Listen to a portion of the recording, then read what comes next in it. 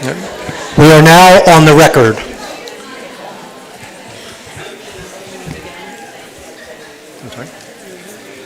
Good evening, everyone. I'm Tom Smith, the Pennsbury Superintendent of Schools, and this is the Act 34 hearing for the proposed Pennsbury High School. Tonight is the culmination of years of conversation dating back to at least 2018, if not before. These conversations have included many meetings with staff, students, community members who have all contributed ideas, feedback, thoughts, and feelings that have led up to this point. Before we begin with tonight's proceedings, I would just like to thank all of those individuals who've contributed ideas and feedback before tonight and also will be contributing feedback at tonight's hearing. It's been a while since Pennsbury has had an Act 34 hearing, so I'm going to take a moment to outline how the evening will progress. So the agenda for the evening is the introduction and opening remarks. I will then transition it to our solicitor, who will outline the purpose of the hearing, the procedures for public comment. Then we will go into the project history, the need for the project, alternatives considered for the project. The project description will be taken by our architect, the direct costs for the project, and then financial alternatives that were considered will be taken by our financial representative. The effects of the project costs on taxes will be covered, indirect costs for the project, then we will have public comment and closing remarks. So I will now turn it over to our solicitor, who will outline the next steps. Good evening. My name is Erin Aronson, and I'm the solicitor of the Pennsbury School District. This is an Act 34 hearing, as Dr. Smith said, which is required by the school code and its implementing regulations. This evening, you will be receiving information about the Pennsbury High School project and will be given the opportunity to provide public comment. Before we begin, I want to note that tonight's proceeding is being transcribed by a court reporter who is here in the front of the room. The entirety of tonight's proceeding will be recorded by our court reporter. This means that if you speak, and assuming that she can hear you, what you say will be recorded and appear in the official transcript for our hearing. I'd like to note for the record and the audience that a number of individuals are present this evening from the Board of Directors: Lois Lamming, Josh Waldorf, Chip Taylor, Donna Petrecco, Linda Palsky, Janine Delwich, Joanna Steer, and Donna Ahrens. Also in attendance, in addition to Dr. Smith, we have Dr. Terry Rishi, Dr. Chris Brown, and Dr. Sharissa Gibson, all of whom are assistant superintendents. Sharduli Solanki, District Construction Coordinator. George Steele, Director of Facilities. Michael Strohecker from KCBA Architects. Miranda Esposito from KCBA. Mike Pickens from Site Logic. And Zachary Willard from PFM Financial Advisors. There's an agenda for this evening and that we will follow, and it consists of a presentation portion of the evening in which the district will make a presentation regarding the project, and then there's a public comment period of the evening where district residents and employees who are in attendance can offer public comment. It's important that everyone is able to hear everyone who is speaking tonight and that we have an orderly and efficient meeting. If you'd like to speak to your neighbor, please step outside so that everyone in attendance can hear the speaker. In addition, please do not disrupt any person who's speaking so that we can move through our agenda, share the required information, and hear from those in attendance through public comment. It's also important to note that we need to have a clear record of tonight's proceeding. Because the court reporter cannot record the comments of two people speaking at the same time, it's especially important that the person making the district's presentation or the person offering public comment is not interrupted. In the event of a disruption by someone speaking out of turn or otherwise, I will address the situation. If the disruption continues, the person may be asked to leave in an effort to allow our proceeding to move forward. But we're looking forward to an informative and efficient hearing. I'm going to detail briefly the purpose of the hearing. The Pennsylvania School Code and its implementing regulations require that any school district that plans to construct a new school building, enter into a lease for a new school building, or construct a substantial addition to an existing building, first conduct a hearing in accordance with the code and its regulations. The purpose of tonight's hearing is twofold. As you heard, the district will be making a presentation in which they share very specific information about the project with members of the public for your information. That information will be presented by certain individuals who will be introduced throughout the evening and includes information about the need for the project, alternatives considered by the district, a description of the project, and any special features, the direct and indirect costs of the project, and the anticipated effect of those costs on the tax base. The second purpose of tonight's meeting is for the public to provide public comment regarding the project. As a result, the hearing includes two components, the presentation and public comment. While the school code and its implementing regulations refer to this evening's proceeding as a hearing, it's important to note that under the law, this proceeding is distinct from the type of civil or criminal trial that you might normally witness in a courtroom. For example, the hearing does not consist of argument or general debate. Instead, the focus will simply be on the presentation and then your public comment. You'll notice that while the Board of Directors is present, the room is not configured in the way it normally is for a board action meeting. That's because an Act 34 hearing is distinct and different from our typical board action meetings or committee meetings. The board will be listening to the presentation and the public comment this evening. They will not be voting on any issue tonight. The board will also not be discussing the project tonight or deliberating amongst themselves. This is because the purpose of the Act 34 hearing is to share information with the public and for the district to receive public comment that it can take into consideration. The board can continue to discuss the project at upcoming board action and committee meetings, but by law, the Act 34 hearing is not intended to create a forum for the board to vote or discuss the project. So the board tonight will be focused on the presentation and then on receiving your input through public comment. Moving on, I will describe some of the legal steps that the district took in advance of tonight. At the Board of Directors action meeting on June 18, 2025, the board authorized the maximum project cost and maximum building construction cost for this project, which will be detailed tonight. It's important to note that those terms are defined by law and they consist of specific items. In addition, and as I think will become more clear as the night goes on, note that the maximum project cost is inclusive of the maximum building construction cost. The total project cost is not the sum of those two numbers. In addition, at the June 18, 2025 board action meeting, the board adopted a resolution to convene tonight's Act 34 hearing and to circulate notice of the hearing as required by law. Tonight's hearing was advertised in the August 7, 2025 publication of the Bucks County Law Reporter and in the Bucks County Courier-Times. The district also made a booklet of information related to the project available for the public beginning on August 4, 2025. Copies of that booklet were available during regular business hours at the district's administration offices and online. In addition, residents and employees of the district were able to submit written testimony regarding the project before the hearing. The written testimony was required to be mailed or delivered to Dr. Smith, District Superintendent, by September 3rd, 2025 by 4 p.m. As a result of all those steps, tonight's hearing is duly convened in accordance with Pennsylvania law. I'm going to briefly discuss just the procedure for public comment. We're not there in the agenda yet, but we'll revisit this right before public comment, just briefly. Following the presentation portion of the evening, we'll open the floor for public comment by district residents and employees. Those individuals who are in attendance will be given a reasonable opportunity to be heard. In the back of the room at the table there is a sign-in sheet. If you want to present public comment this evening, please sign in on the sheet with your name and municipality. When it's time for public comment, we will call individuals to the podium one by one. You will be called in the order that your name appears on that sign-in sheet. Each public comment will be limited to 5 minutes per person. And once we go through one round of public comment, we'll circulate a sign-in sheet. We'll have everyone has the opportunity to sign up for a second opportunity for public comment. That process then will be repeated. Each public comment during the second round of public comment is also limited to 5 minutes per person. After 2 rounds of public comment, the meeting will be concluded. And following tonight's meeting, you will have the opportunity to make additional written comments about the project by sending them to Dr. Smith at 134 Yardley Avenue, Fallsington, Pennsylvania, 19054. It's where we are right now, until October 6, 2025 at 4 p.m. So with all that being said, Dr. Smith is now going to provide information regarding the need for the project.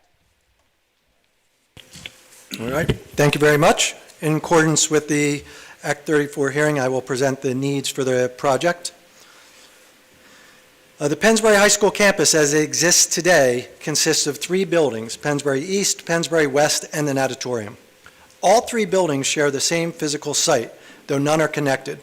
Roughly 1,800 feet separates the east and west campus with an auditorium between the two high school buildings.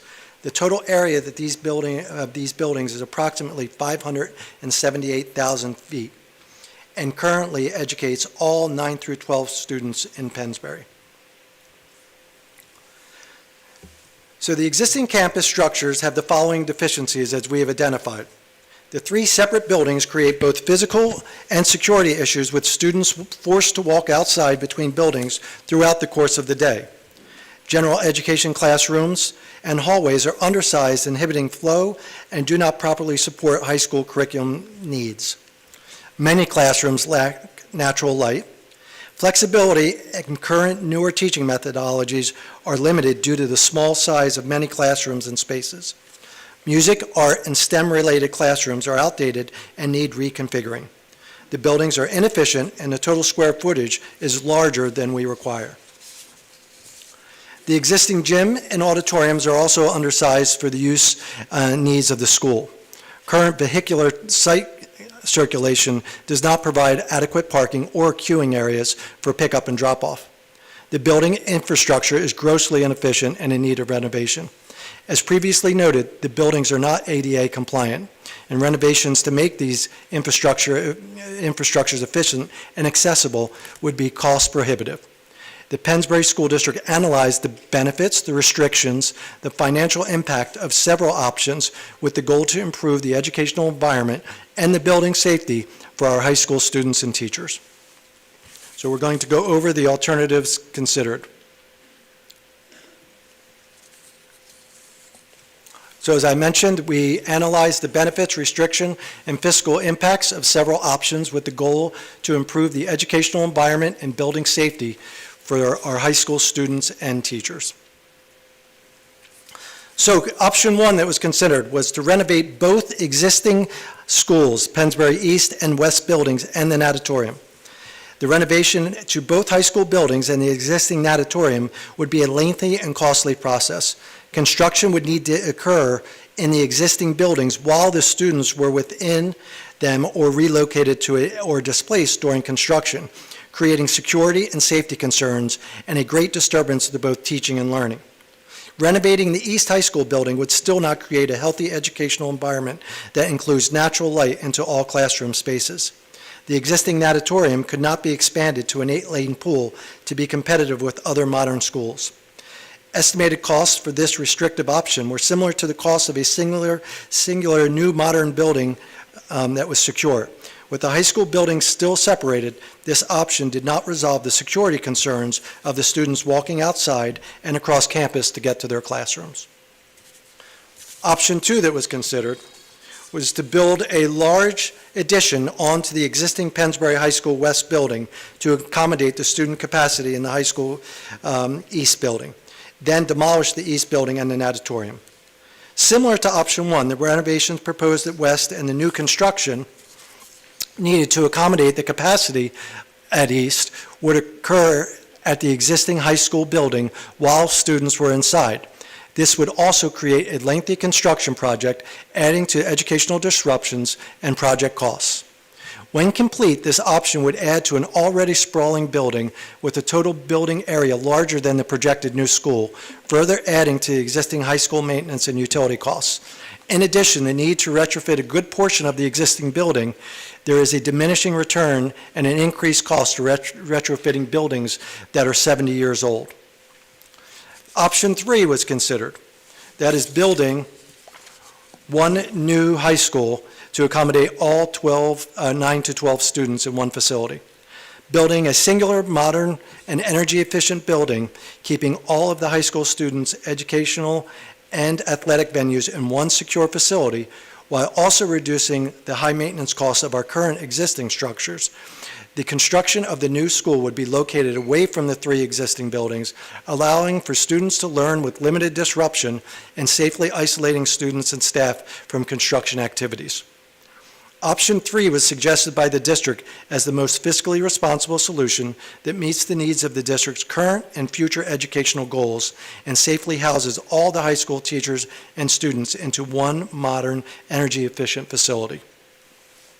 Next up, the project description given by Mike Strohecker from KCBA Architects. Good evening, everyone. So, I think a lot of people have seen this in numerous presentations that we've done over the last year and a half or so.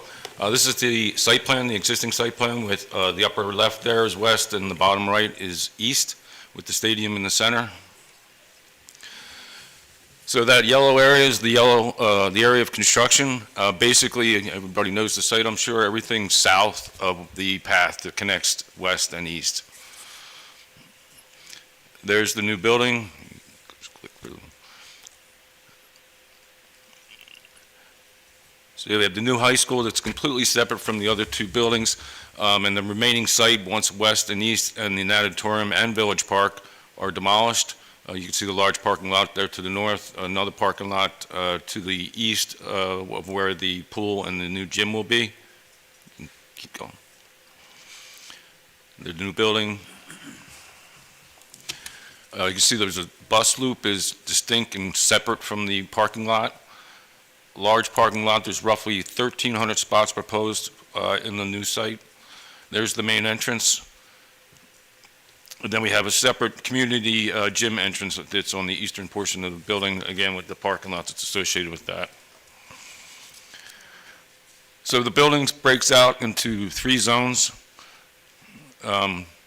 To the left or the west, you have the administration and the performing arts portion of the building.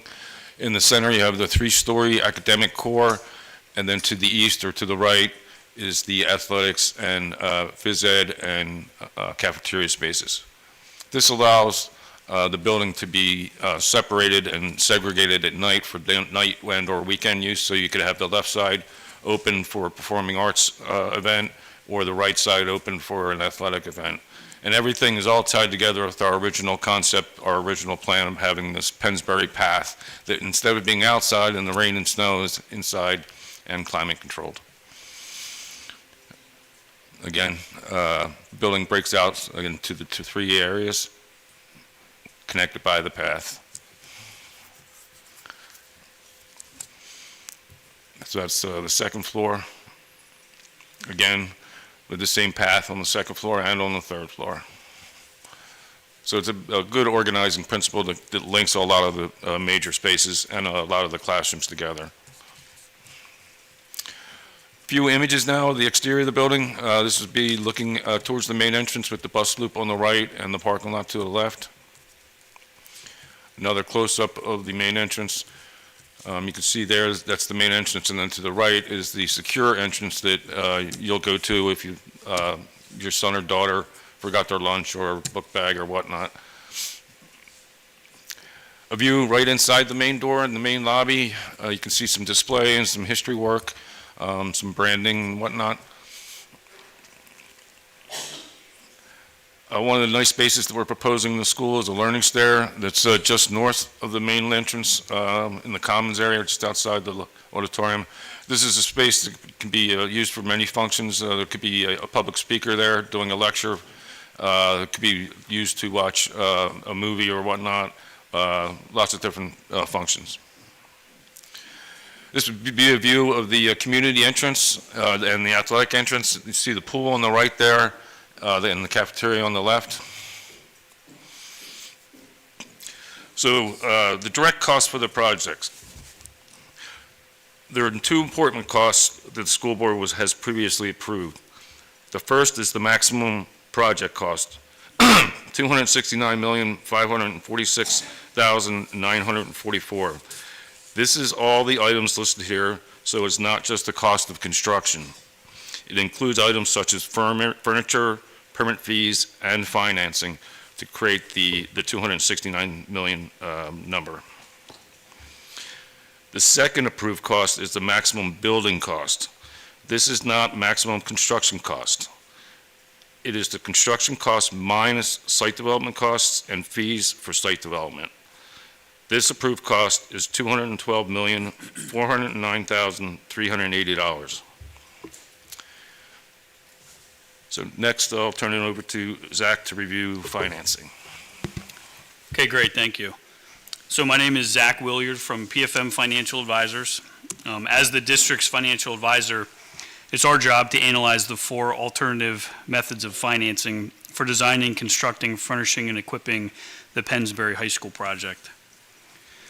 Those four alternatives are cash or a short-term loan, a general obligation bond issue, a local authority bond issue, or financing through the State Public School Building Authority. Since a project of this size cannot be financed through cash or a short-term loan, we then analyzed items 2 through 4, a general obligation bond issue, an authority issue, and a state public school building bond issue. And as you can see on the slide here, the cheapest option would be the general obligation bond issue. Flip to the next slide. Yeah, there we go. So the district is going to consider other ways to reduce the debt service and local effort needed to fund the project. Due to the district's AA3 credit rating, it will likely not need bond insurance in order to issue the bonds, but if for some reason it did, that would be an available option to help minimize the cost. The district is also considering utilizing a wraparound debt service structure to take advantage of a drop-off in old debt service, which will help minimize the millage impact of this project. The district does not anticipate receiving any state reimbursement due to the PlanCom moratorium for this project. Okay, and if you flip to the next one. So in the actual booklet, there's a number of tables in the back, tables 1 through 6, which show how we anticipate the borrowings coming online over the next few years. And as you can see, we expect the total millage impact after the borrowings to be 14.6 mils of, and this assumes that a current mill provides $868,179. So the total impact is expected to be 14.60 mils. If you flip to the next slide.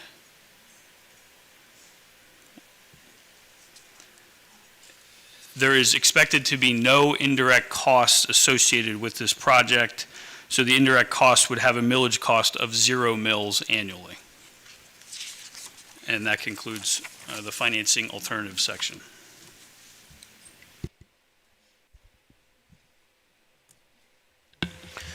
We're now at the portion of the evening that's public comment.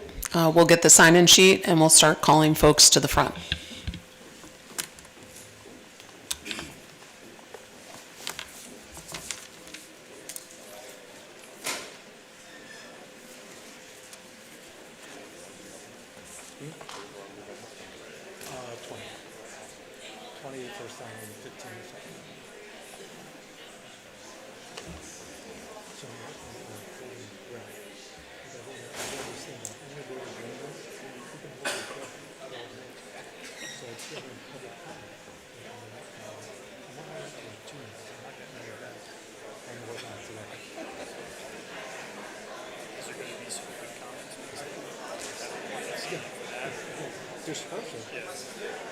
It's nice when a student goes out there and teaches.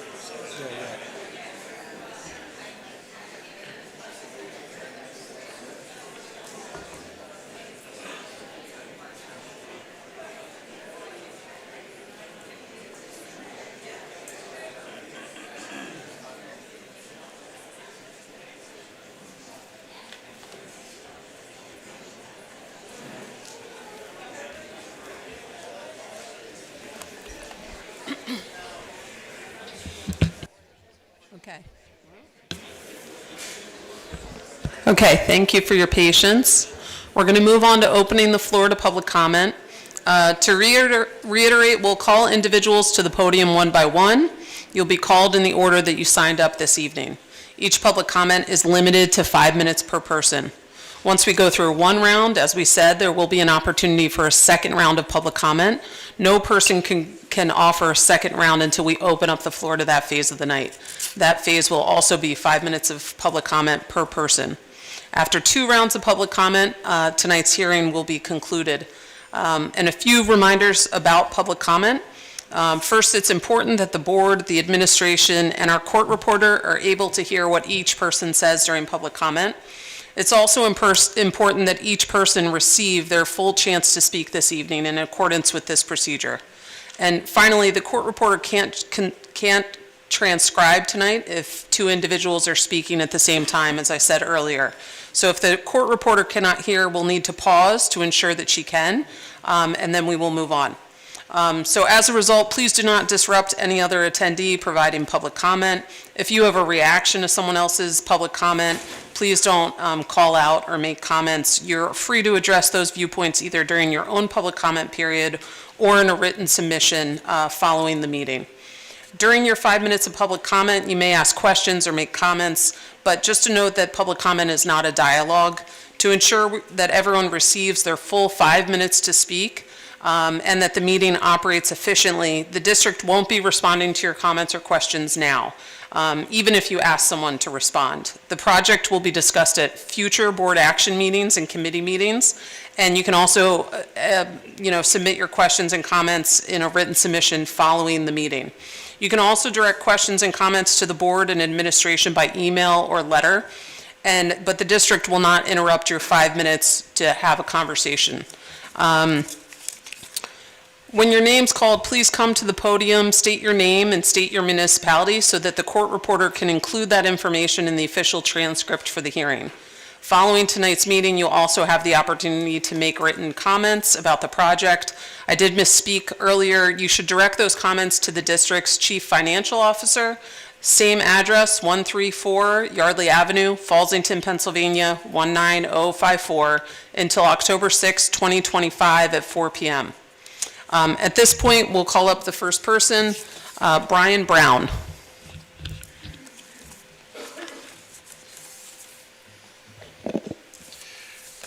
Everybody hear me? My name is Brian Brown. I live in Falls Township. I am a proud graduate of Pennsbury, class of '84. And I know everybody's got a lot of concerns, a lot of questions that are arising with the building of the new school.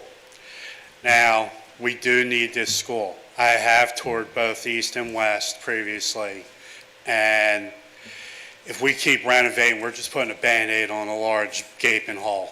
So, therefore, I do believe we do need the new school, not only for safety-wise for the students and teachers and anybody else going inside the schools. I just think it would benefit the students in the long run, and after all, I think that's what we're here for. And get us in the 21st century state-of-the-art building so our students, our kids, can have that advantage to go into a great college or whatever they want to pursue. My question, I do have a question, is there any way that we can find out as residents of Pennsbury School District to find out what the percentage or a number for the taxes would be for each resident? I mean, I'm a little green to this, a little novice to this, but I think we all would like to know. But all in all, I do say Fountain Field looks beautiful. That came out really nice in the practice field. We do need a new Pennsbury High School, whether we're here or not, which more than likely some of us won't be, self-included.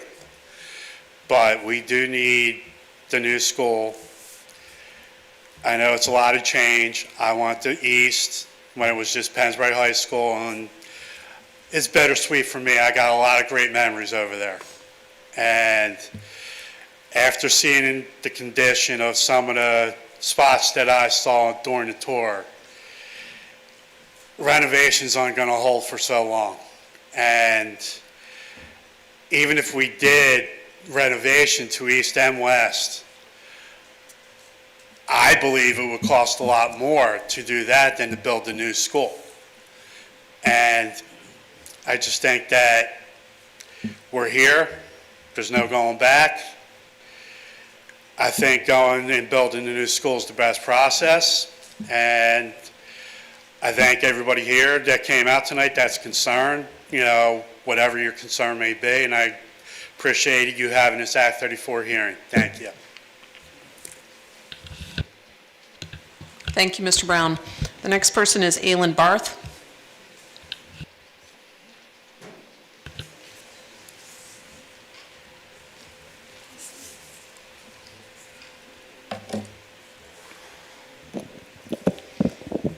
Alan Barth, Lower Makefield Township.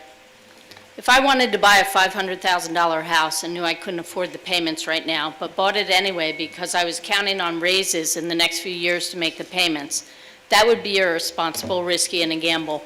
Pennsbury is doing the same thing with this new high school. They know they can't afford it now, so they have proclaimed publicly they will be raising school taxes the maximum allowable amount under Act 1 for the next few years, after already raising taxes for the last 2 years for the new high school. This board is declaring they will be raising taxes before they even have a budget for the next 3 years and without knowing what the Act 1 index will be in the future. Is that really a fiscally sound plan? You raised taxes the maximum amount for this year and still had a $4 million deficit without a new high school. One has to question the financial aptitude of this board. This board has also voted not to exceed $269 million total cost for this project. How can you in good conscience assure taxpayers of this cap when the cost of a majority of this project will be subject to inflation and unknown financial consequences from tariffs? Additionally, Pennsbury boards have had a poor track record with keeping projects on budget.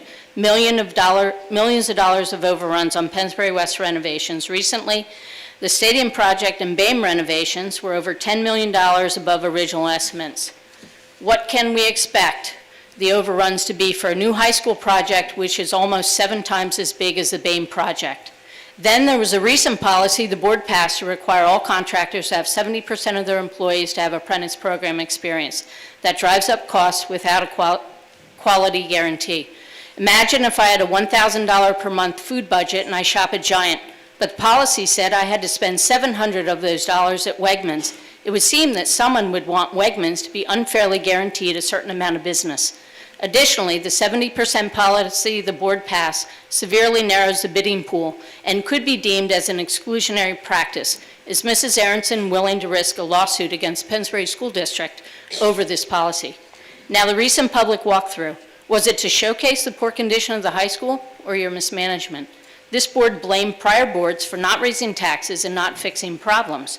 If I don't get a raise, I still have to do maintenance on my home. Something else has to give. It's called budgeting, not spending. There are ceiling tiles with water stains. Really? These can't be replaced now?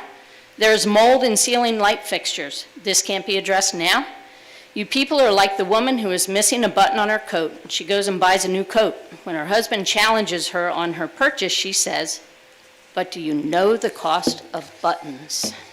A big justification for new high school is that both East and West are not ADA compliant. How touching. You just realized this? They have been non-compliant since 2008, but what have you done about it recently? Instead of worrying about ADA compliance, you have made sure there are free period products in all bathrooms, including the boys'. These buildings will remain non-compliant until 2029 when they are torn down for the new high school. So stop your false sense of concern for those with disabilities. And lastly, has anyone ever stopped to wonder why nothing has ever been built on the land where the proposed high school will be built? Why was East built where it was and the pool built way off from the main high school? Maybe Pennsbury does need a new high school. And yes, the campus idea that created East and West was a bad idea, but we just cannot afford it now. Why can't we just put it off until some of these very serious considerations get worked out and our financial situation is on more stable ground? I don't know, but it seems to me like there is a rush to get this project going within a certain election cycle. And I just again have to refer to my favorite quote from Cool Runnings. A gold medal is a wonderful thing, but if you are not enough without it, you will never be enough with it. If Pennsbury is not superior academically without a new high school, it won't necessarily be superior academically with it. You can be irresponsible with your own money, but please, please don't be irresponsible with mine. Thank you very much. Our third person for public comment this evening is Tim Daly.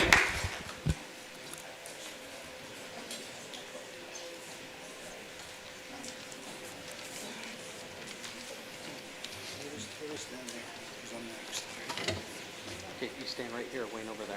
You right here. Yeah, you can put it up. And make sure that you turn around and show to the back and show to the cameras as well. Yes, yep. You're vertical. Or wait, no, he's vertical. Robert, you're vertical, your side. Yep. All right, sorry about that. Tim Daly, Lower Makefield Township. First, I'd like to say, boy, was that presentation light on information and facts. Thank God I came to all the meetings, otherwise I wouldn't know a damn thing about what's going on, because you didn't tell anybody what's going on. And the thing is there's a lot of reasons for that, and we're going to discuss them, and that's what these pictures are. So what I'm going to say is, this Act 34 hearing is extremely premature. So, one of the things, there was a member of this board named Chip Taylor who made a pretty harsh comment towards me and a few others that he doesn't listen to us. He only listens to the experts. You know what, Chip? I took it to heart. You're right. We should talk to the experts. And here on this picture held by the Watermelon Man, you see these guys in the special highlighted colors? They're the experts. They're not your paid vendor who gave you toilet paper and a rubber stamp. So this is the Pennsylvania Department of Environmental Protection. And on an outreach by Robert Abrams, they decided it was warranted to come down and view the property and the construction site in advance of you sending it to them. And we are very thankful because, boy, did we learn a lot. So they came down and did some drilling and some investigation of the land. And what they explained to us is that there's a three-pronged test that triggers whether or not the DEP is brought in. And if one of those prongs is met, you have to go through them. And upon their review, they confirmed to us verbally that two of the prongs were met and that a report is going to be filed, issued against Pennsbury, and will be delivered to the Bucks County government to alert them that if they choose to approve, this will have to go through the Department of Environmental Protection. So that piece of paper that you waved at us, Chip, take it home and use it as toilet paper, because that's what it's worth. And the guy who told us that is that guy in the middle.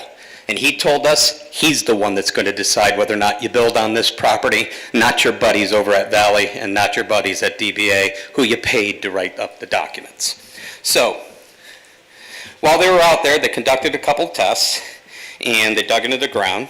There's some questions on soil. But the biggest issues are around water. Water is everywhere. And as you'll see in these other pictures, this picture is a backed up vehicle from Pennsbury, and at the very top is where you guys dumped soil into the ground because it looks like there's a sinkhole. And you did it when it was a swamp marsh mess, because that dig into the ground for that vehicle was over my ankle. Then over here, this is a spot that Jen Metzger stepped on about 3 weeks ago and almost fell into the hole and water shot out. Thank God you guys went and filled that one up. So that one was done about 2 to 3 weeks ago. So, and then on the last one, this is the one that's the most spectacular one. We're in a drought. We don't have any rain. My grass in my yard, completely white. Yet, we've got standing water sitting on top in the middle of a drought. Robert showed everyone. So this is one of many spots. And the reason why, folks, is there is water underneath the construction site that you guys haven't addressed in any of your reports, in any of your evaluations. So there's either an underground running stream and or a storm drainage system that was put in the late 50s and early 1960s due to massive flood issues in the area that we looked up that led to the creation of Lake Caroline and the dam that the water from Pennsbury flows into Lake Caroline that is held there, so you guys aren't pushing the water off of this campus down into Bristol Township to flood them out.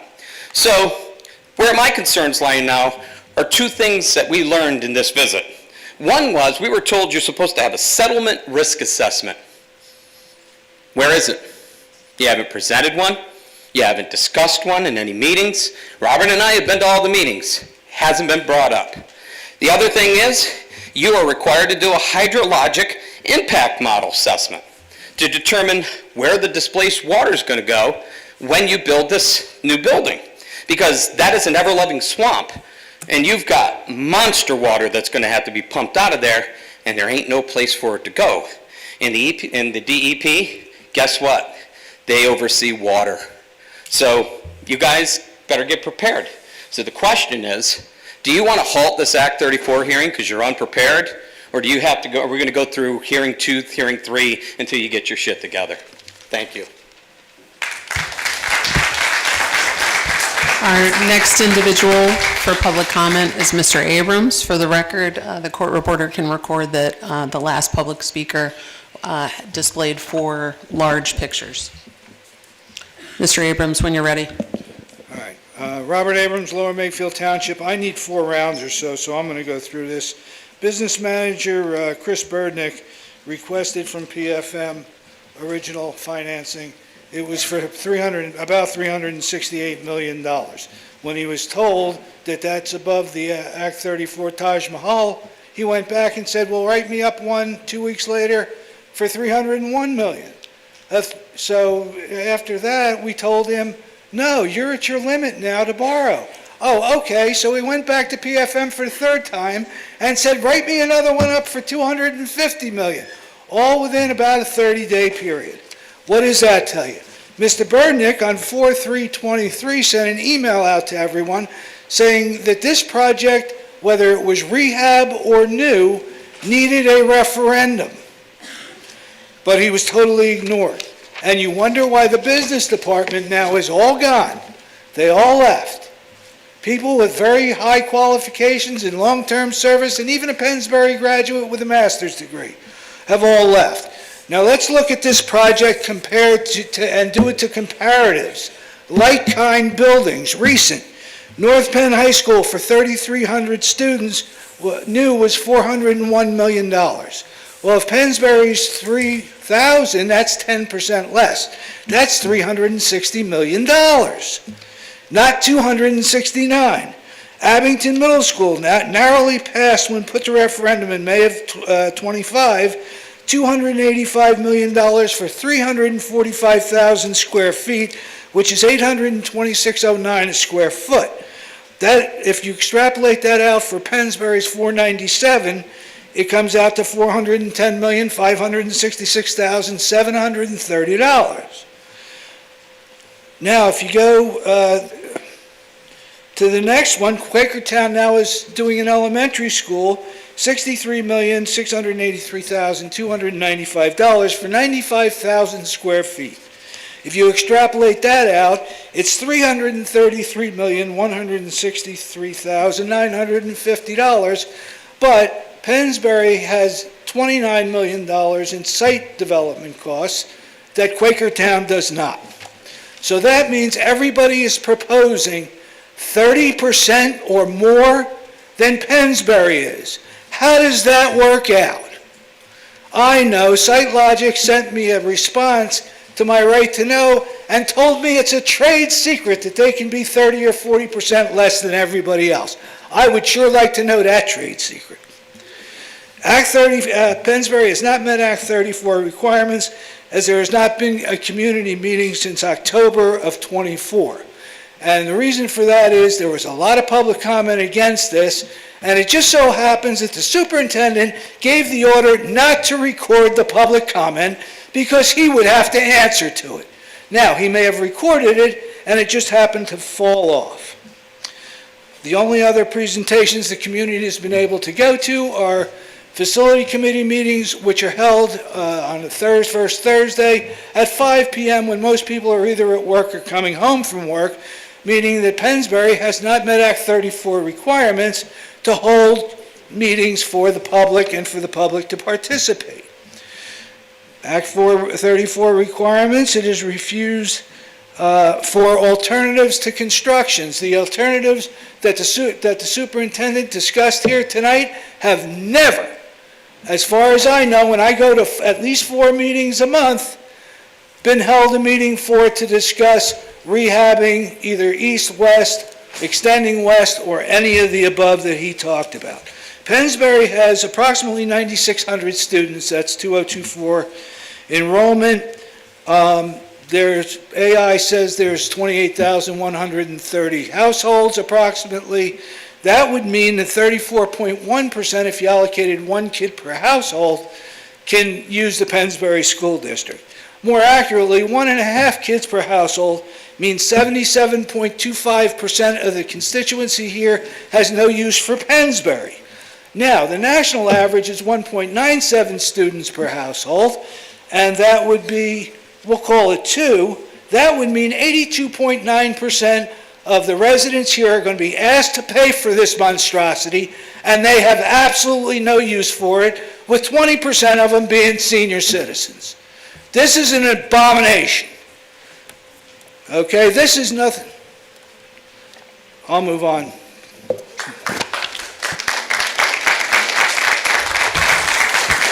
The next individual for public comment is Andy Dell.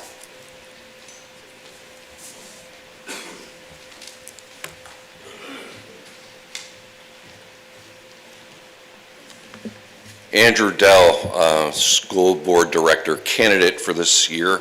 As you all know, I'm against this school. I went on your tours on East and West recently and found the schools in amazingly good condition. I thought the tours were going to be a setup for saying, look how horrible these schools look. There's a couple that need some work. Auditorium and what I would consider Medill Bear needs I know there's some drainage issues on that side, but the schools in general look like they're in very good shape. The problem we have, and I bring this up almost every meeting, is you guys are never going to get this building built for $269 million.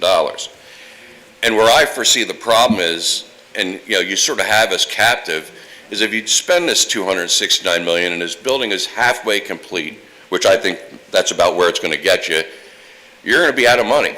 And you're not going to be capable of borrowing any more money unless you severely raise taxes again on top of what you've already planned on raising, which is going to put a lot of our senior citizens out of this neighborhood. They're just not going to happen. Second thing that brings us to question is why is all of our, I heard the solicitor say send your correspondence to our chief financial officer. Well, we don't have one. They all quit. Why do they quit? Chris Burdnick made more than you, Dr. Smith. He was the highest paid employee at Pennsbury. His pay package was worth over $300,000 a year. So he decided, at his age, to go take a $100,000 pay cut and go to a different school district. Then you offer the job to the next one. Oh, and before that, Kimmy left. She was a good person. And then you offer the job to the next guy. He's like, no way, he's gone. It throws up some red flags that many of these people probably don't know Chris Burdnick or these other people, but they're good people. They're honest people. And I'm not accusing you guys of doing anything illegal, but I think what these guys don't want to do is start moving numbers around that don't make sense and don't want to be held accountable for it. And the fact that we have this pathway, everything that's happened here is a self-fulfilling prophecy. When I went to these schools, I brought this up before, there's no reason to walk between these schools. You had 7th and 8th grade, 9th and 10th grade, 11th and 12th grade. Nobody walked between the schools, nobody left the schools, unless it was on a school bus to go somewhere else. There's no reason for it. You all pushed for that. If you go back into the meetings when they put that pathway in, great exercise, kids will get fresh air. Now you got to worry about them getting run over or shot, which is a sad state of affairs in this day and age, but it's the truth. Security is going to be an issue with this pathway, but this is something you guys created. Next, look at our stadium, $4.1 million. Now we're $21 million. The stadium's still not done. There's a mountainous pile of earth there that I don't know if it's already been paid for to be moved, but it hasn't moved anywhere. Has about 3 foot of grass growth on it. And I don't even know if the stadium's close to being 100% done. And if that project is any clue on how you're going to run this school project, I'm horrified to think of the costs that are going to be involved. And again, Pennsbury East, Pennsbury West, there's trees that are hanging on the roof, pressed up against the building. I asked the maintenance guys, like, I was going to bring in a pole saw. Really nice guys. Your maintenance guys are terrific, by the way. But you need to hire a professional tree company to get these trees off of your roofs. And maybe you'll get more time out of your roof or your gutters, all the leaves that are falling in them. And these pictures of this new school, that school doesn't look very much better than what you got now. I mean, that to me looks like it's dated already. Has a nice new sign, Pennsbury sign, and windows. Oh, that's the other thing before my time runs out here. You keep talking about sunlight and there's no windows in the Pennsbury building. How many classes have survived without the sunlight hitting them at these buildings? I mean, these kids go home and they play their video games for 6 hours in the dark. I don't think they're that concerned about the amount of vitamin D they're getting from the sunlight coming through the school window. Their grades are not going to improve. You guys are going to put us $500 million in the hole, and everyone's going to have to sell their house because they're not going to be able to pay the taxes here. So let's not, these schools, you could teach these kids in these schools as they sit. I was so surprised when I went through those schools. I said, these are in great shape. They're built well. Aesthetically, even I pictured the walls being all fresh paint, the ceiling tiles look good. It has a new roof on it now. The janitors, or the maintenance guy said they're going to take the tubes out of the ceiling and replace the damaged ceiling tiles. The place looks great. You could teach the next generation of kids there until you guys get enough money together to get a new school. Mr. Dell, can you state your municipality for the record? Pardon me? State your municipality for the record, please. I said Andrew Del Falls Township School Board candidate. Thank you. You're welcome. Our next person is Jennifer Metzger.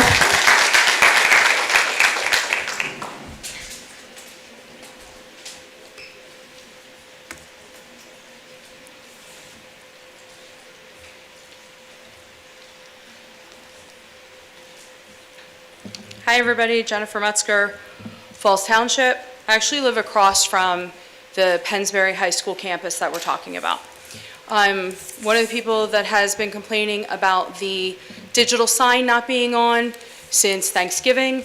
Some of the reasons are examples like this. We had a wonderful community turnout. I appreciate everybody coming, but we did a lot of the advertising for them to come out.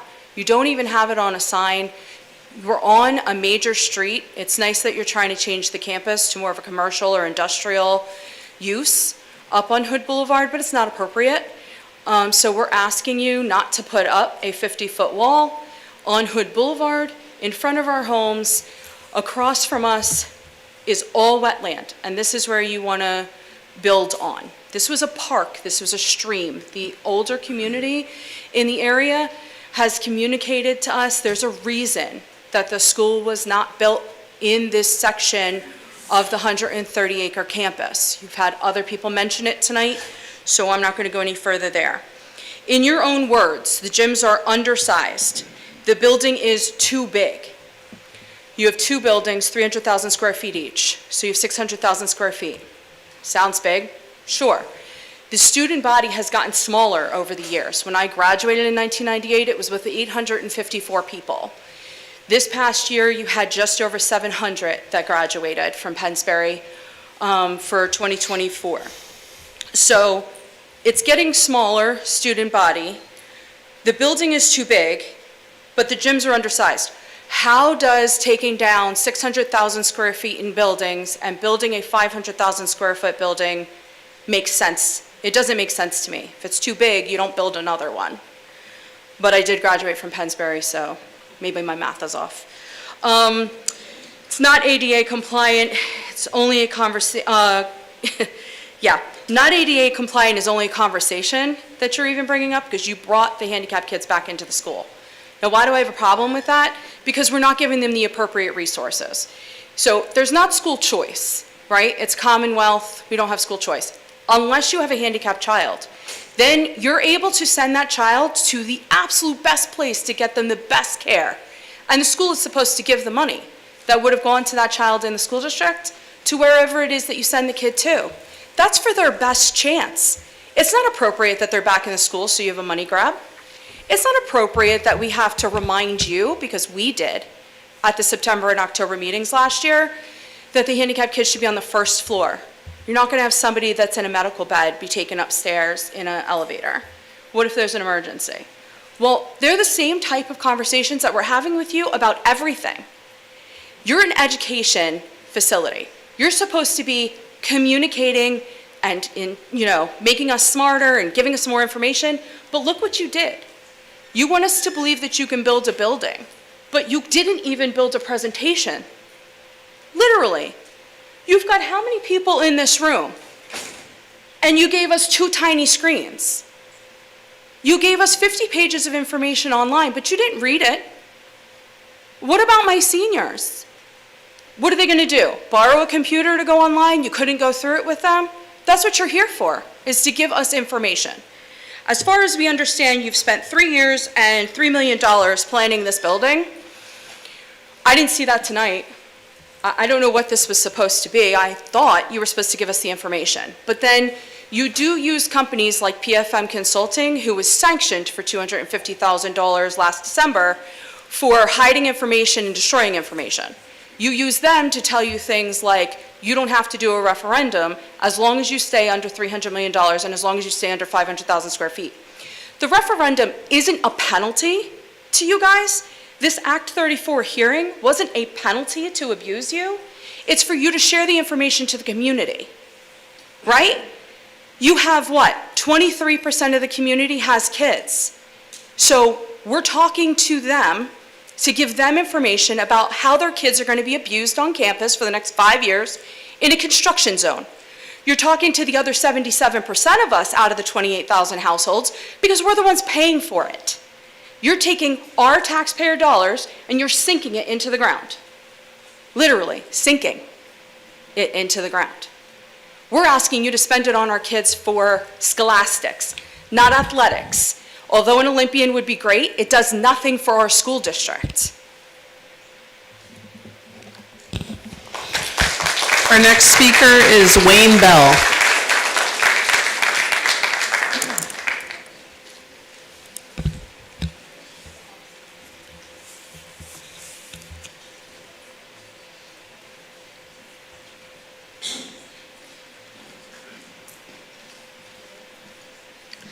Aaron, you have earned the right to call me Wayne Bell, but you also can call me Watermelon Man. I love water, and I love melons. Where is the HVAC air intake located? Where is the ductwork going to be? Eagles kickoff is about 20 minutes, I think. Why not option a vote for a combination of... Why not, shut up, will you? Why not option a vote for a combination of renovation and or modular construction? This is the lowest net cost to taxpayers. Explain how much the district taxpayer will be paying for the new school over 5 years, over 10 years. What % of students come back to Pennsbury to become teachers? Build it and they will come. Field of dreams. Why are there gyms on every floor of the new high school? What percentage of interior space is used for the gym? Wrestling rooms, weight rooms, and team rooms on every floor. How much, percent-wise, space is used for classrooms? How many seats are there for the gym on the first, second, and third floor? Are there current indoor air quality problems in east or west? Are you familiar with hazardous chemicals in turf that you purchase? That I witnessed about 20 trucks coming in. Do you know the turf industry is unregulated? So you can buy shit and you'll accept it because I think that's what you bought. Are east and west buildings structurally sound or cosmetically in poor condition? Are there any water drainage issues within east or west? Explain what a safer and more efficient new site layout is. How many elevators are in the new building and where are they located? Could you explain the statement, oh, you already did that, square footage.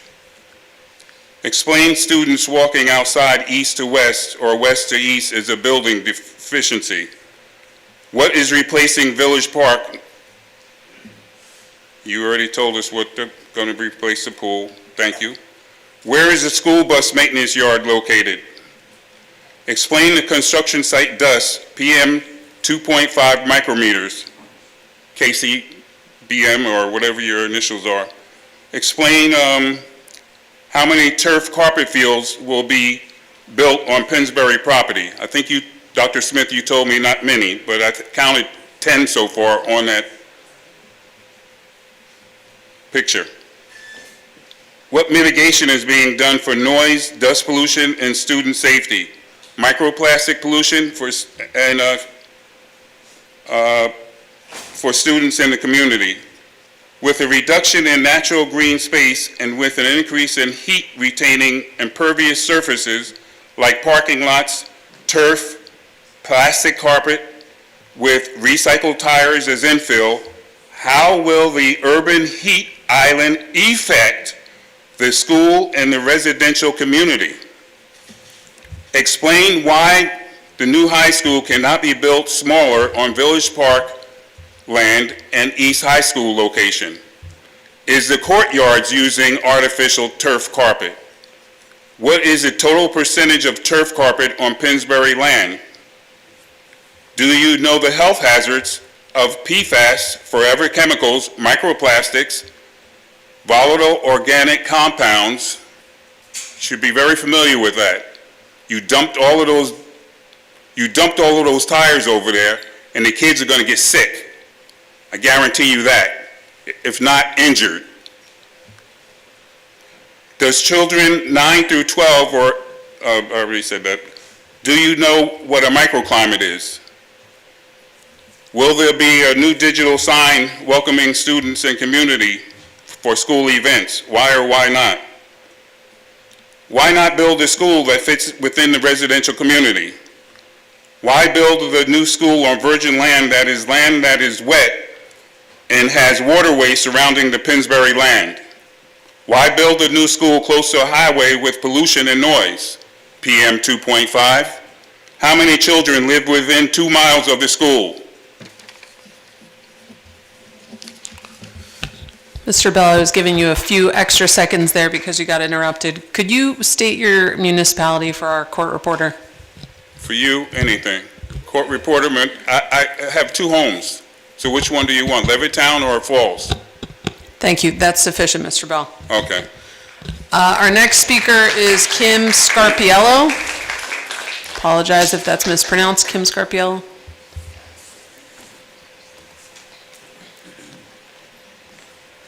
Hi, my name's Kim Scarpiello. I am the elected tax collector for Falls Township, so I live in Falls Township. I'm just going to say what everybody says. This board has no regard for our senior citizens. They are already having a tough time paying their taxes, and your increase this year, the people couldn't believe it when they were coming in, and that's just the beginning. It's going to be thousands and thousands that you're going to be charging our seniors, and they can't do it today, let alone for years and years and years. So thank you. You want to put all of our seniors in a hurtful position where they've lived their whole lives in their homes, and now just because you want your name on a school, you want to shove them out of their homes. That's not right, and this board should not be doing it. You know, I told Andy in the beginning when you talked about how bad it was for the kids walking back and forth. I remember being in this building years ago fighting against that, saying that is a bad thing for our children, and school said, oh no, it's wonderful. Now you're saying, oh no, this is the worst thing ever. So what's going to happen when this new building is the worst thing ever? And we're stuck paying the bill. Thank you. Our next speaker is Juliana Winberg.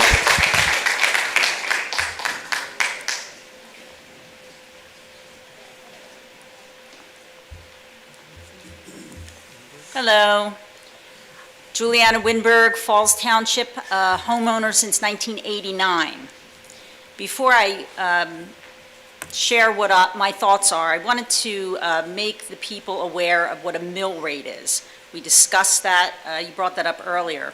A mill rate in PA refers to the amount of property tax assessed per $1,000 of a property's assessed value.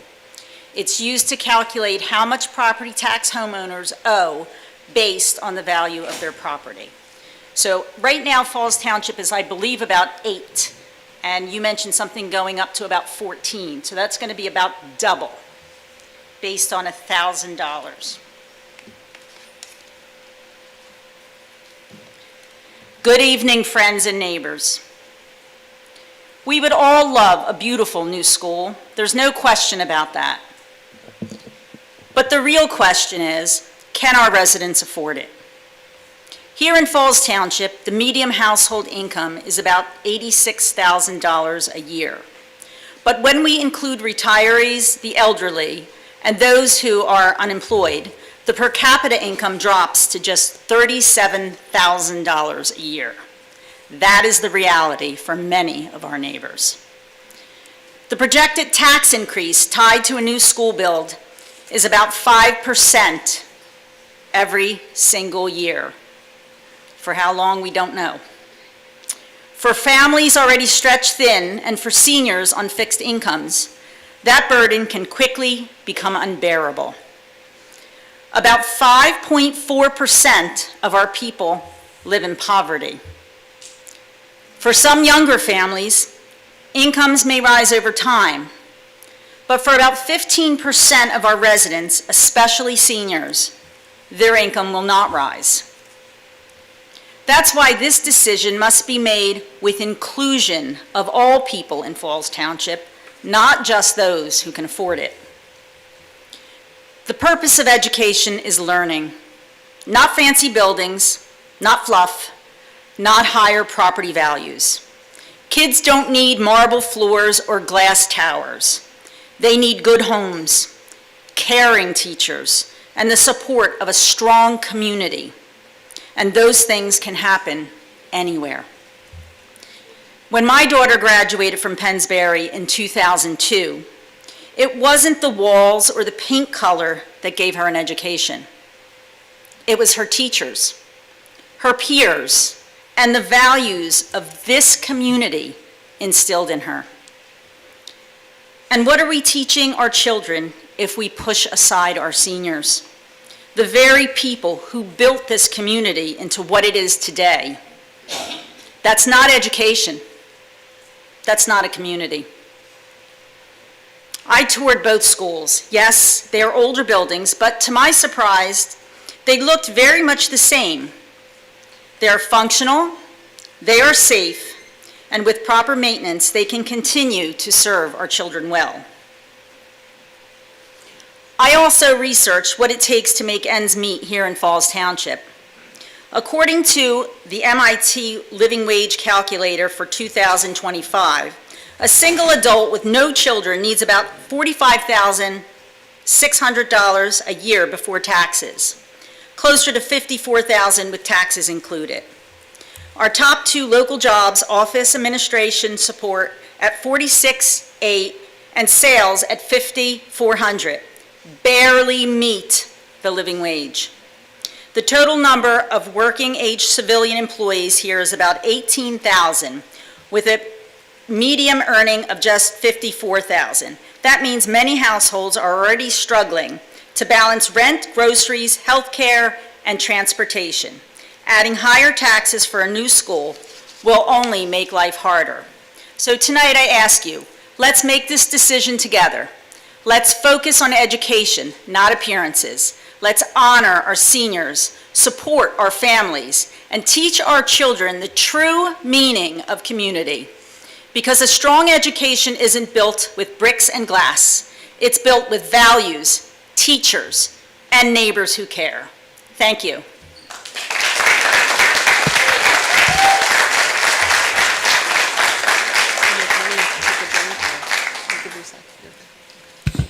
All right, the next person who signed up is Doug Marshall. It looks like it was crossed out, but in an abundance of caution, Doug Marshall. Okay, we'll move on to Bo Ostrowski.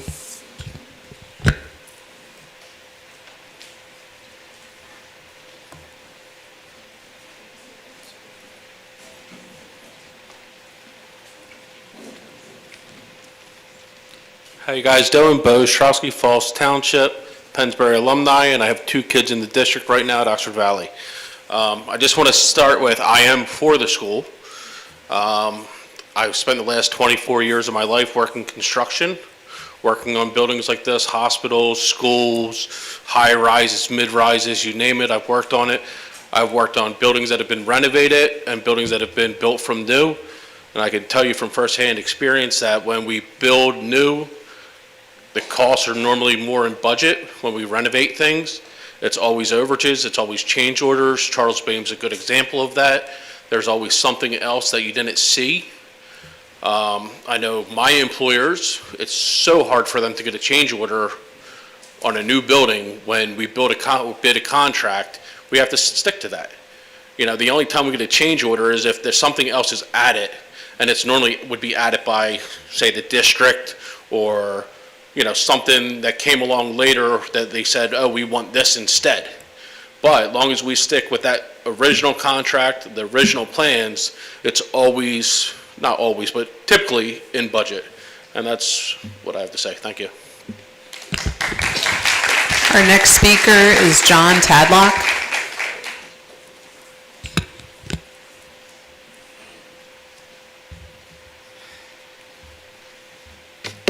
Hello, John Tadlock, Falls Township.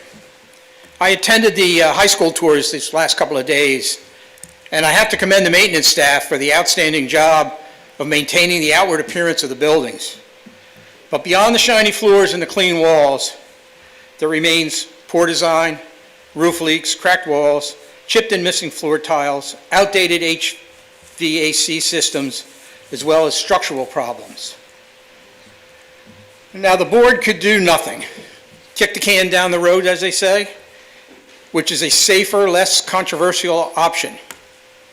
You chose instead to invest in the district's educational progress by proposing a new school. Education is very different now compared to 60 years ago, when these schools were built, and the infrastructure requirements have changed. Methods of education have evolved and improved over those 60 years. For instance, how natural light improves learning. Clearly, that was not understood when East was built. You wouldn't take a 1965 Chevy, for example, and try to turn it into a 2025 model, by adding fuel injection, electronic ignition, 12-inch touchscreen, keyless start, airbags, etc. It's not just impractical, it's counterproductive. No matter how many upgrades you bolt on, it's still a 1965 Chevy at its core, and it will never match the performance, safety, or efficiency of a modern vehicle. The same principle applies to buildings. Retrofitting outdated structures is like putting lipstick on a pig. And make no mistake, PHS West is a pig. It's an amalgamated mess. It's a conglomeration of two schools, William Penn and Medill Bear, plus numerous additions over the years. It's a sprawling building with too many access points and too narrow hallways, among other security concerns. It will be incredibly difficult to upgrade West to full ADA compliance. Who knows what would be found once a renovation project starts, exposing mold, asbestos, toxic chemicals, etc. That must be dealt with, increasing time and expense. The Dewey Engineering report about West indicates there are not sufficient overhead clearances for the necessary mechanical, electrical, and plumbing infrastructure. And the ductwork for the new HVAC system will have to be undersized and grossly inefficient, costing more to operate during the next 60 years. Also, to do a renovation while students are occupying the building and trying to learn, the added time, the dust, the noise, the chaos, it's absurd to even consider trying to do a renovation with students in the building. A new school eliminates all of these problems. It will be a building for the 21st century and supportive of modern teaching methods, utilizing a design beneficial to learning. Pennsbury is a top-rated school. It's ranked 4th of 13 in the county, 129th of 740 in the state, and it's an award-winning top 20% district in the nation. Let's keep it that way and build a school conducive to modern learning and a source of pride for the Pennsbury community. Thank you. The next person that's signed up, it looks like it's Patricia Cumberland. Again, it looks like it's crossed out, but I'm going to call it just in case. Patricia Cumberland. Okay. Seeing no one, we'll move on to Carolyn Danis.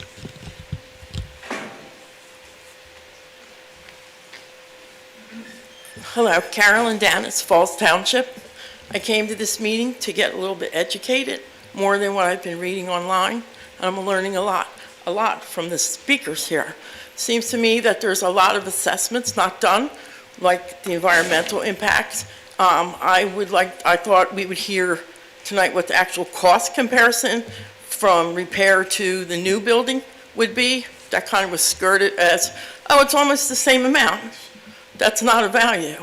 I'm a senior citizen. I cannot afford the tax increases that you're proposing to put the school in. When there are more people without children in this district, you need to consider what we can afford and what we worked hard all our lives for, to not get thrown or have to be kicked out of our neighborhood because you want a flashy new school. My children, I have 4 of them, who range mid-40s down into their 30s, with children, have made wonderful successes out of their lives in a school that wasn't the flashiest, most techno thing ever. There is a lot of new technology, but you people need to look at redoing what we have already and what's important. Not that the water comes on the faucet by waving your hand under it versus turning it on. And that this sunlight, yeah, that's great. But we all did well. How'd you get to your position? Did you have a window in all your classes? I'm just saying, you need to think more about what the seniors can afford, cannot, how the ratio of people who have students who are actually going to be in these schools, and to be more open with what repairs would cost, what necessary repairs are needed, not what glamorous you think that you need. It is the teachers that teach the children, not the building, not the paint. I do agree with that. Thank you for your time. Our next speaker is Jen Iannelli.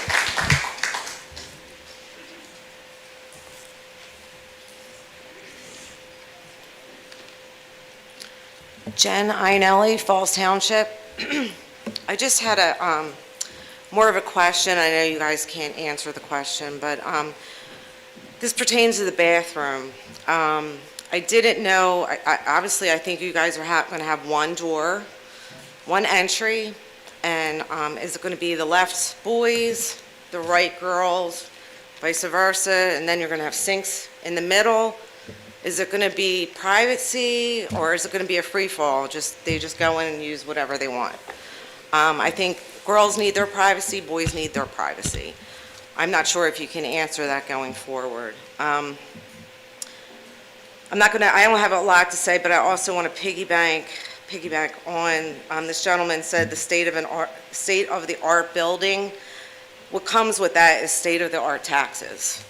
I consider myself middle-aged, and I do want to retire. I don't want to retire at 90. So I just hope you reconsider it and just think of all of us as taxpayers and our community, and think a little bit harder. Thank you. Our next speaker is Jim Boyce.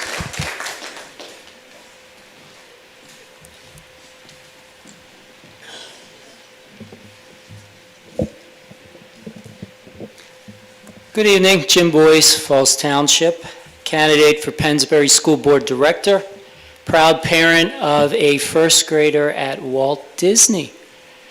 That's right, my kid's 6. I am in it for the long haul. And based on your decision as a board to build the new high school, I get the sense that you are too. No kicking the can down the road with this board. You had the will to act, and you did it. Much like the Neshaminy School Board did in 2004, major renovation. Central Bucks did when they built CB South in 2004.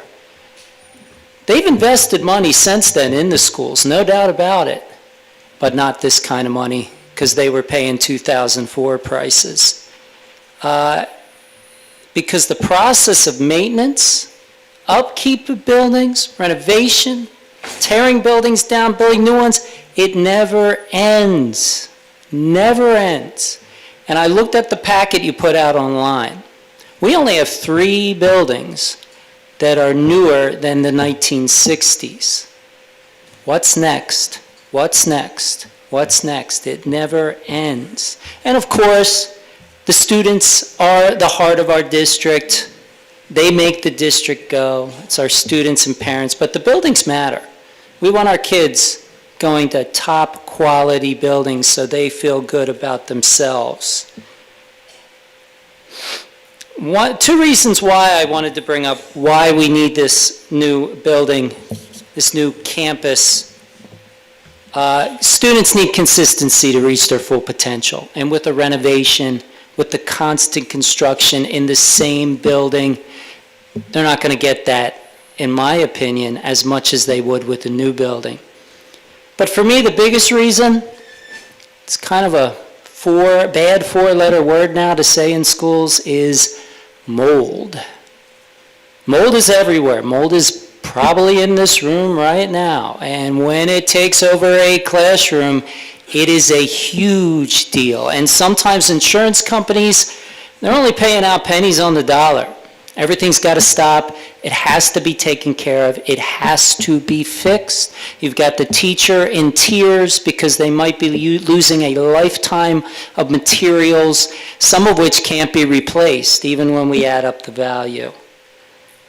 I'll take my chances any day of the week on new construction over renovation of an existing building.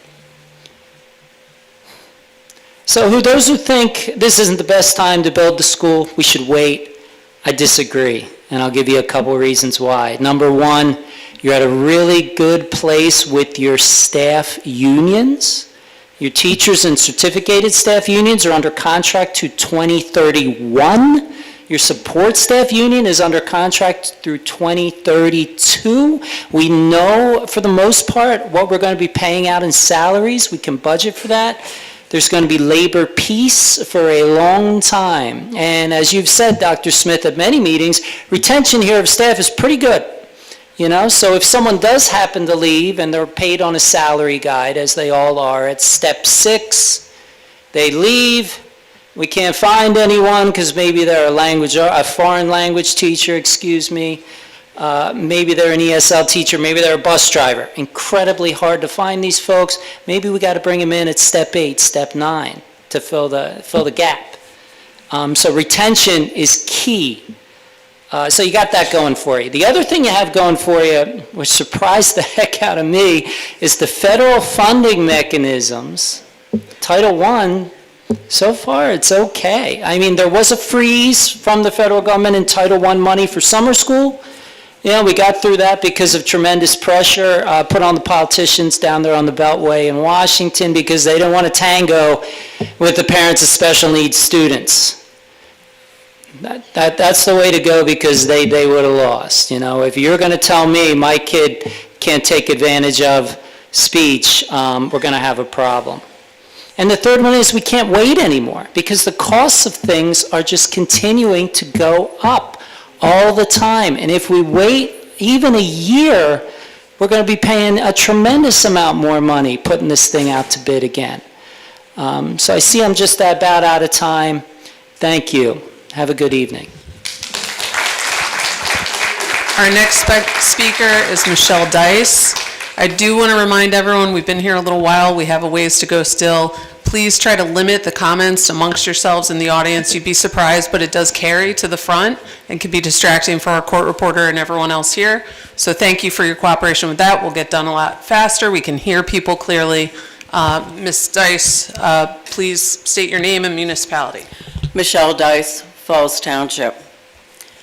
1972 graduate, survived east with no windows, former board member, and parent of 2 graduates. First, I would like to thank the board members seated before me. We know you aren't doing it for the pay. I sat on the board when we made the decision to make the 2 campus. The reason for that was, again, the accommodations at East. We knew we would not be able to accommodate all the students, so we looked at the best building usage. We eliminated the glass quarter. We made the additions at the time. Yeah, we made the path. But It worked at the time, because at that time, we felt it wasn't the time for a new building. Perhaps now it is. I'm not going to say yea or nay. That's your decision. But of course, now, after aging after that decision, I'm that senior citizen, and Grammy's pocketbook isn't as heavy as it used to be. I think the community also needs to know the number. The number is how much is my taxes going to go up. You can say millage, you can say this or that. I got to know, is it going to be $200? Is it going to be $1,000? I took the tours. It's the bright, shiny penny. It was back to school. It looks beautiful. Our maintenance department does a great job. But we didn't delve into the interiors. We didn't look at the work orders. We didn't look at the reports. And quite frankly, your maintenance person's right there in front of your boss, and you're not going to say, well, you know what, this is really crap. Yes, it's for the kids. It's the investment. And you could tell me, well, Shell, you know, it's going to make your house rate go up. And I understand the people that will say, I'm going to lose my house. I don't care what it's going to be valued at. It's a hard decision. It really is. I don't envy it. But I hope I live to see it. My kids won't enjoy it, but it might, you know, I hope all these comments are taken into consideration. Thank you for your time at least investigating it. I appreciate the community behind me. It's nice to see the community come out and be involved. Yes, I was disappointed that only probably a dozen people showed up for the tour. But it was back to school night, and if you're a mom, you're rummaging through the backpack. We could have found a better time, and certainly not because of the Eagles game did you pick a worse night. Thank you. Our next speaker who signed up is Carrie Hines. That name is crossed out. I'm asking an abundance of caution, Carrie Hines. Seeing no one, we'll move on to Mort Epstein.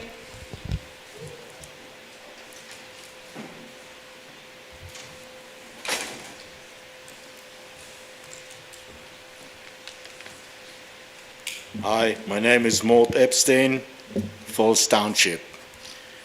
From what I hear here, the board is steadfast of building a new school.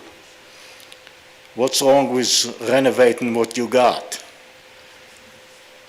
When you have a highway, you don't destroy the highway or abandon the highway. You fix what you have and you add to it.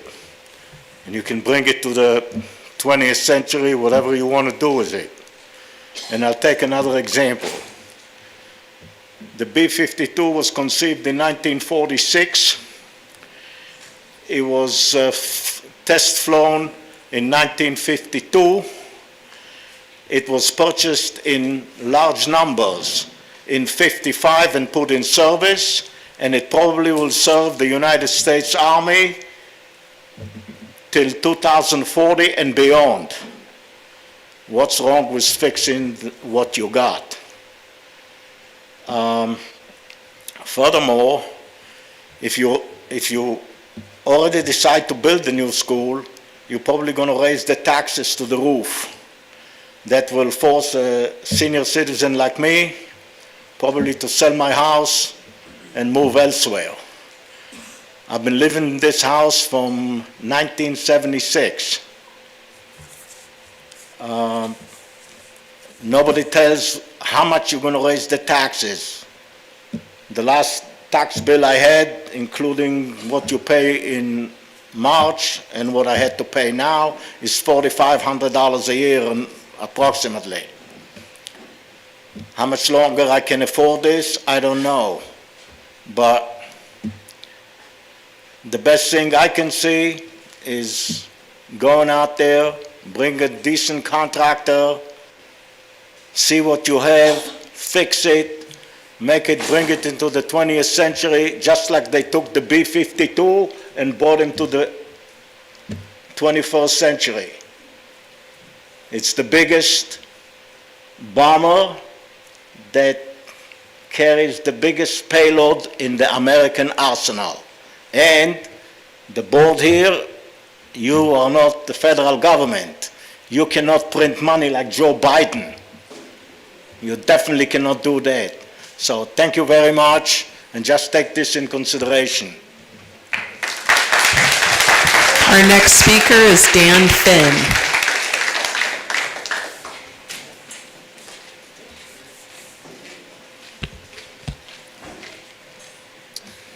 My name is Dan Finn, I live in Falls Township.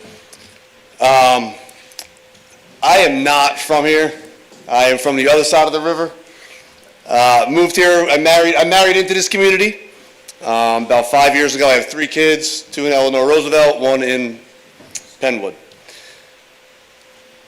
But I need to say that I believe I represent a population that can't often get to these meetings. A population that, I heard someone earlier say that they've been to 4 meetings a month for the last number of months. I represent a population that is, as the lady just said before me, going through backpacks after the first day of school, packing lunches, coming from flag football practice, leaving early to get to this meeting tonight. And I know the loud population tonight is the other side, but the population that I represent had to get babysitters to come here. And I think that needs to be said because of all the people that have spoke tonight, I've only heard 3 or 4 mention the students. And I understand the community is more than students. I understand there was someone who said 73% is without kids. I get that. But this is a school board meeting, and in the school, the customer is the kids. I've only heard 3 or 4 people mention the kids. Let's stop the clock, Dr. Brown. If you all could just let the public speaker complete their time. You can Thank let it you. rock. It's okay. Dr. Brown, you can start it up. I have fallen in love with this community. I have lived here not very long. I have fallen in love with this community. As I said, I married into it. My kids will be 3rd generation Pennsbury graduates. I'm proud of that. I'm happy for that, and I can't wait for that. I will say I'm also in education. And when I think about what the purpose of education is, the purpose of education is to prepare our kids for the future, to prepare society for the future. And with the buildings that are 50, 60, 70 years old, that's not possible. We rewind back 20 years, right? And the internet was the new thing. And now we all have ChatGPT in our pocket. We cannot expect to be able to access, and I know we talked about light, and we talked about fancy new buildings and walls. I'm not concerned with all of that. I'm concerned with what are the opportunities for the kids of this community to investigate and learn and to prepare themselves, and for the adults in their lives to prepare them for the world as they grow. In an old building, it simply can't happen. So I'm excited for a new building. I do not envy your positions on the board to go through decisions like this. Difficult. Apparently, we have a lot of experts here. A lot of experts here in water and drainage, construction, finance. Lots of experts here. And so I'm sure you guys will find your experts as well. My last thing is this. I don't need the full 5, right? I moved here 5 years ago, 5.5. It was the middle of COVID. And at that time, the same group of individuals was all about Facebook at the time. It was all about masks. It was all about masks and open air, closing the schools. And I get it. It was a hot button issue. And that issue has come and gone, and now this is the new one, right? It's the same individuals, and I've heard more attacks on the board and the people here than the actual, spitting out random numbers, than the actual kids and the experience they will get. And my fear, and I'm afraid that my fear is coming to reality, is that we are politicizing our kids. The individual just before me said something about Biden, and who cares? We're politicizing. We're politicizing our kids instead of working together. So I appreciate you guys being here. I do appreciate everyone that has said the opposite of what I said to come and speak, because it takes that to make this happen. But to politicize the children in the future is a scary, scary road to go down. All right? Thank you guys very much for listening. I appreciate it. Our next speaker is Kathy Wilson Haynes. Kathy Wilson Haynes.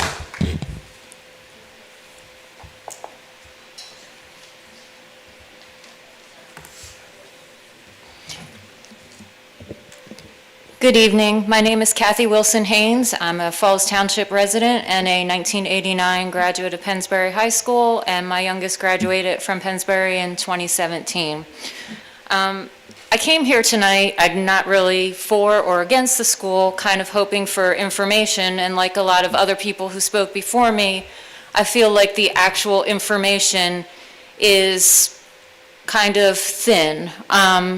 There are 3 other options that were on the table, but there was no actual number put to those or an actual cost to taxpayers, as many people stated. And I get it's about the kids. I was a kid at Pennsbury. My kids went to Pennsbury. And there may be issues with the school. Maybe it's not the biggest thing that has to happen. The 2-school issue and the path walking back and forth, as other people stated, was not an issue when we went. The schools were separated. If the schools are too big, the auditoriums are too small. Why can't some of the classroom space be repurposed into auditorium or gym space in the existing schools? And my biggest thing is, so many people are saying that they don't envy the board the decision you have to make. And my question is, why is this a decision that the board is making? Why is this not being put to a public referendum?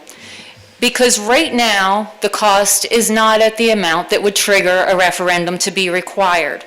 What happens if it goes over that amount during construction and you hold a referendum and the people say no? Then where are we? We've laid out all of this money, and maybe I misunderstand this, but we've laid out all of this money and then you can't continue because you can't get the additional funds required to meet that.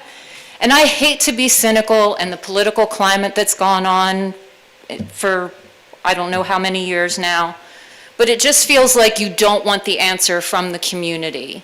If you're not afraid of what the community would say, give us all the numbers, give us all the facts. I had no idea there was a tour. This meeting was published in the Courier. I don't know how many people get the Courier still. Probably few more than read the Bucks County Law Review, which was the other place apparently it was publicized.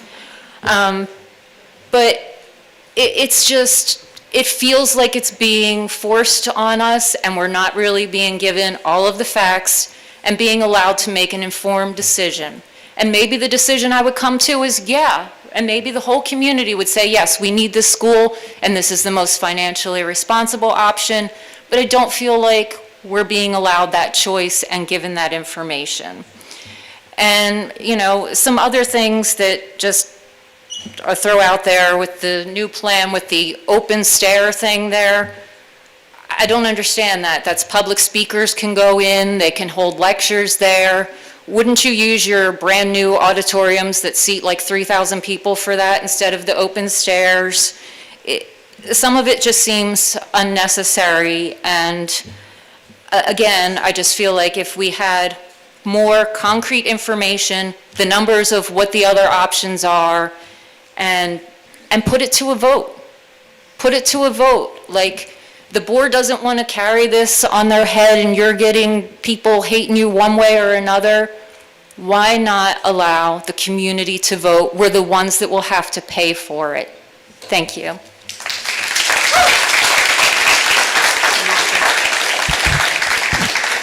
Our next speaker is Laura Aberguff.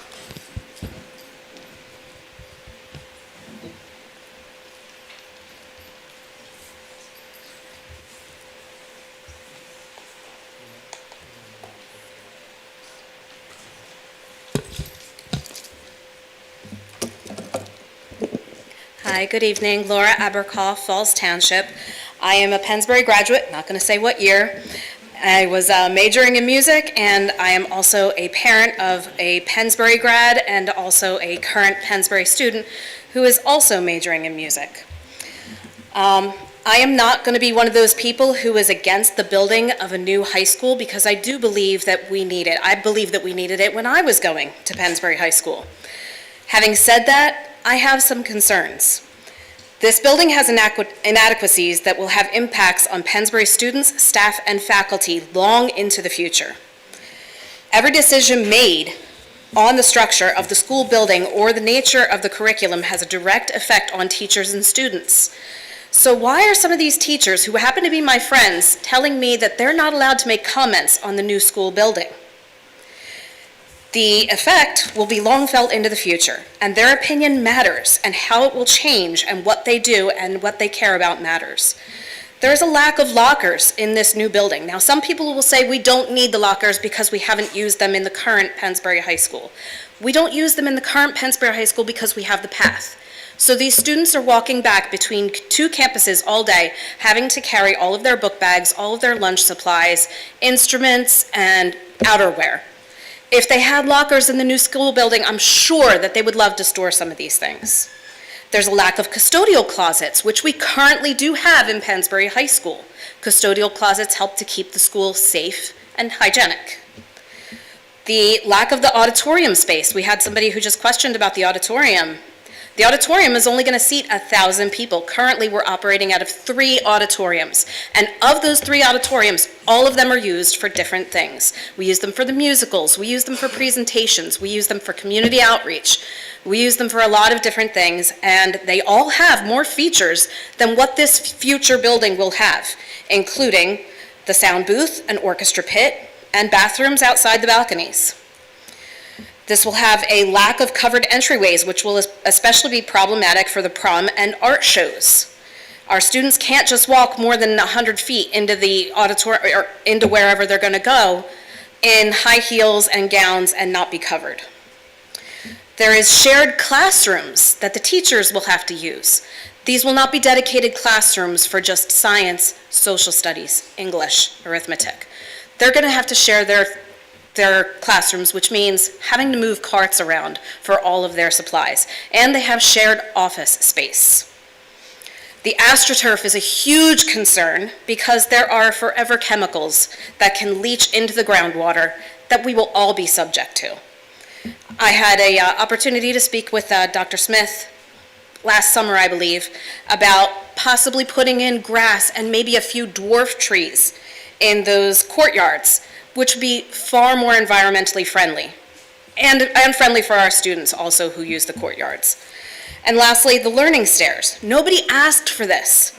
This is a huge waste of space, and nobody will use it. If we look at how the school is now, like everybody has their wish list on how you want the school to operate in the future, including everybody hopes for that 50-minute lunch break where the entire school will break for lunch and all have lunch at the same time. I don't know how you're going to do that with everybody getting food at the same time out of one single cafeteria. But these learning stairs are a huge waste of space, and they will never be used. So why not put that into the auditorium? That's where you're going to have your amazing musicals. That's where you're going to have your community outreach. Please think responsibly with our tax dollars, and please make the proper decisions. Thank you for your time this evening. Our next speaker is Michael Falvovitz.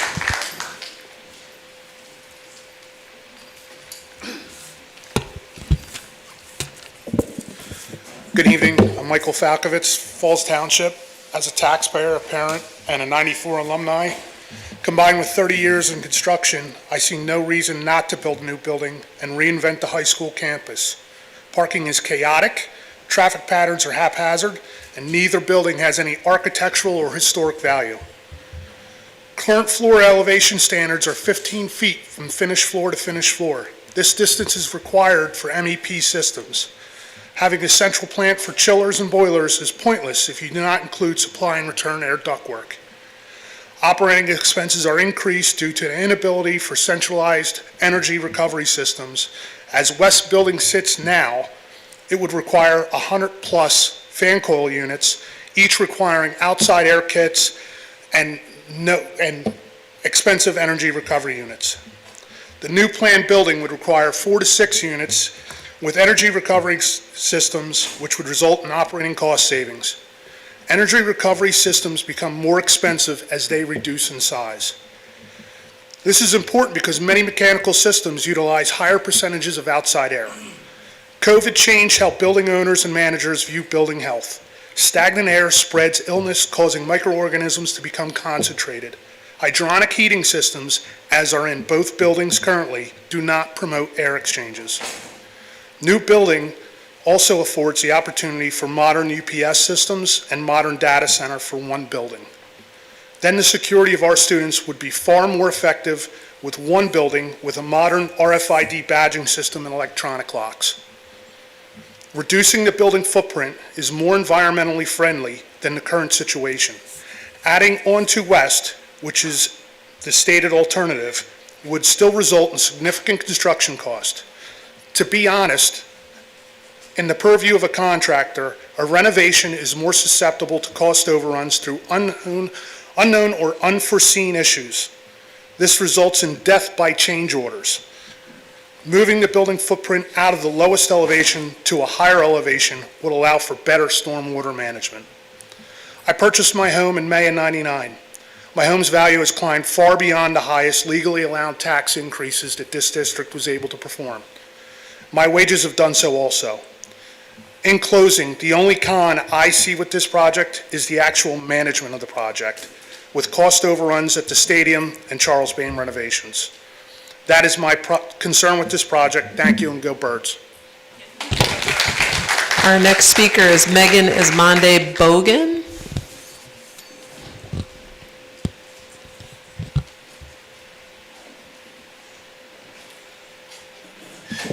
I'm very short compared to the last gentleman, sorry. Good evening, everyone. My name is Megan Esmond Bogan, and I'm a proud member of the Pennsbury School District community. I have 3 children in our schools, 2 at Penwood and 1 at Eleanor Roosevelt, where I have served as a dedicated volunteer, a former PTO president, and an active supporter of our teachers, staff, and families. I have also spent time in many of our elementary schools, and as a local business owner in Lower Bucks, I see firsthand how our schools shape not just our students, but the strength of our community as a whole. I stand here tonight in support of building a new high school in Pennsbury School District. The reality is that our current high school is showing its age. The campus layout creates safety concerns and inefficiencies as students move between buildings. Many of the systems, like we've heard about, the roofs, the windows, the boilers, are original to 1969 and costly to maintain. The classrooms and infrastructure don't support modern teaching or the needs of today's students, including those in our special education. And our gathering spaces like the gym and auditorium aren't large enough to bring the entire school community together. Learning is changing, and it's important that we as a district change with it, whether it's a new school or how we teach, how our teachers learn to teach, and how we as a community evolve in our infrastructure. Some may ask, why not just renovate? But the truth is the West building can't handle any kind of upgrades we need. Renovations would cost a fortune, disrupt learning for years, and still leave us with the limits of an old design.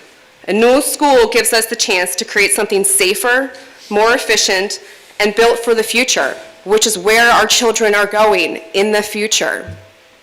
For my own family, my 2 oldest may only experience the high school for a very short time, while my youngest will get the full 4 years of her education there, and I'm beyond grateful for that. But even if they wouldn't have experienced any years in it, it's more than just my kids, it's all of our kids. A new high school will strengthen our community.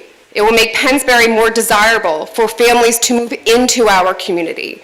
And I'll bring in more educators because as we all see, it's tough to find educators these days. And if you were looking for a school to come to, you're not going to look for one that has no windows. We all need daylight. It is so important to our daily life and our mental health. We will raise the pride of our community we feel in calling this place a home, and that pride translates into stronger businesses, stronger neighborhoods, and stronger opportunities for the future. I did not graduate from Pennsbury. I grew up in Orlando, Florida. When my child started kindergarten at Eleanor Roosevelt, I fell in love with this community, more than the community that I grew up in. I love the teachers, the families, the diversity that we have here in Pennsbury. And it's only going to go down if we don't invest in our future, which is a new high school. Our kids deserve better. Our teachers deserve better. and our community deserves the best. That is why I stand for a new building here in Pennsbury School District. Thank you, board, for really pushing this through and not kicking it down the road for some other board to deal with later. Thank you. Our next speaker is Ally Gatch.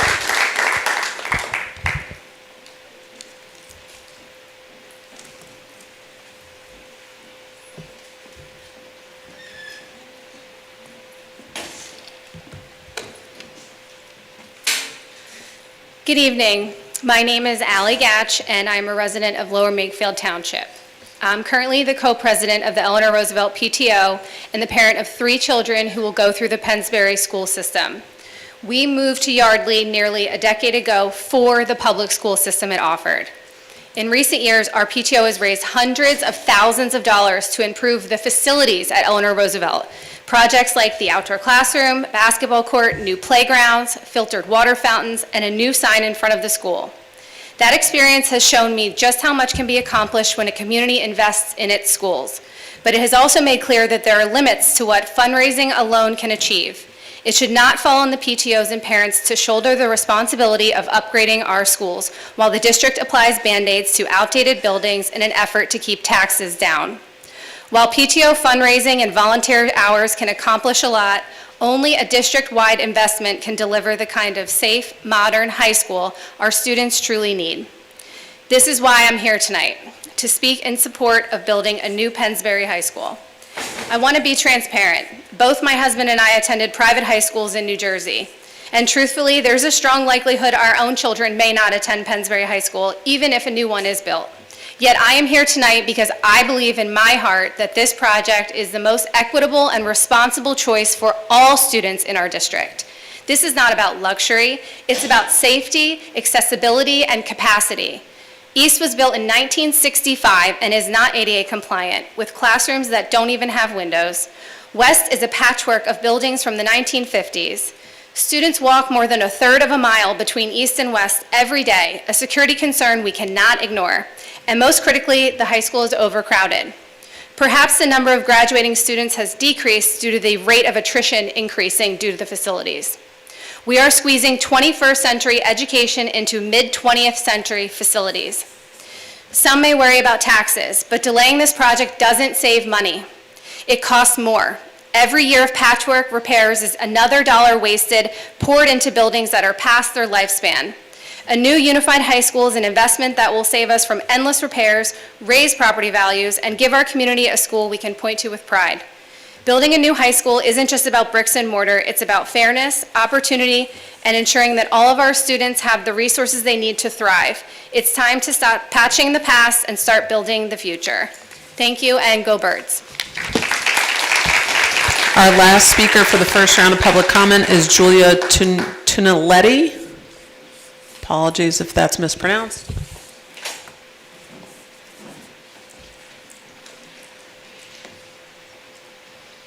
Hi, my name is Julia Tonetti. I'm from Lower Makefield Township, and I would like to speak tonight about accessibility in the new high school. I'm not going to address the concerns of whether or not we should have a new high school. I support building a new high school. I think it's the right thing to do for the students. I graduated from Pennsbury in 2023, and I think that in my experience going through the district, it was very difficult to navigate accessibility issues that I struggle with throughout the high school with the current construction plan. And there's a lot of things about the new plan that I think would significantly improve this. Looking at a Pew Research study from 2023, there's 7.3 million disabled students in the U.S., and they make up 15% of public school enrollment across the country in the 2021 to 2022 school year. So it's not a small percentage of people that are facing these mobility issues like I am. And like in particular, like I think that the new school should have, handicapped spots that are designated for students, and it's going to have larger corridors, so it'll be easier for people to get around, and all this 21st century technology that will improve people's accessibility needs in ways that,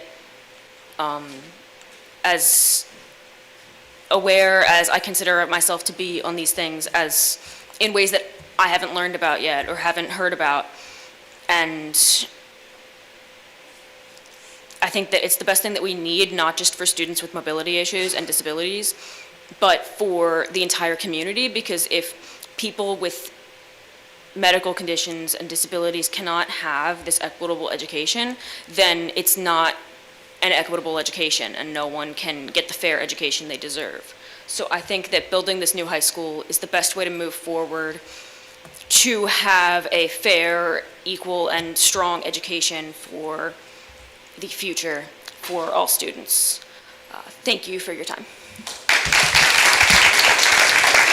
That is the end of the list of folks who signed up for the first round of public comment. Was there anyone else who didn't have the opportunity to sign the sheet? Okay, at this time, we're going to take a 5-minute break. Let our court reporter take a break. We'll reconvene. The sign-up sheet will be put in the back for the second round of public comment, and we'll see you back in a few minutes.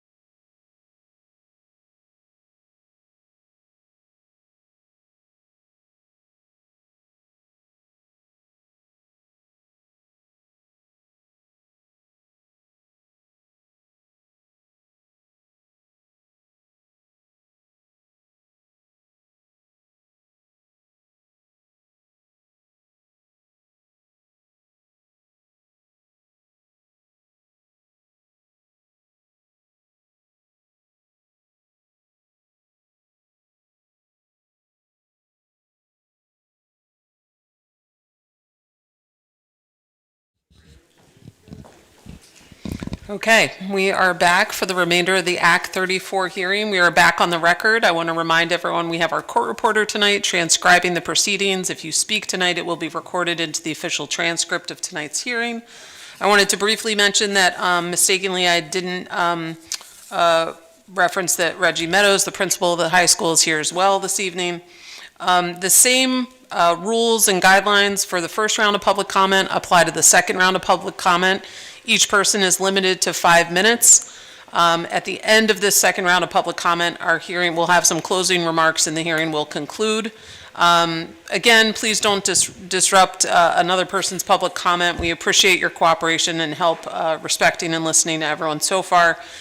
You will be asked to state your name and municipality when you come to the microphone. Even if you already did that, we may recognize you, but the purpose is to get it into our official transcript for the hearing. So thank you for that. With that, our first individual for public comment is Tim Daly. Tim Daly, Lower Makefield Township. So I've got a range of just things I just want to follow up based on some things that have been said.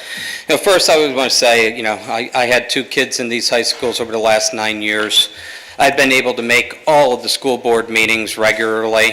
Any parent that says, it's too tough for me to get here, they made the choice that I don't want to be here. And that individual, he ain't here anymore. I'm betting he's home watching the Eagles game, finding out that Jalen Carter was thrown out for spitting on somebody before the game even started.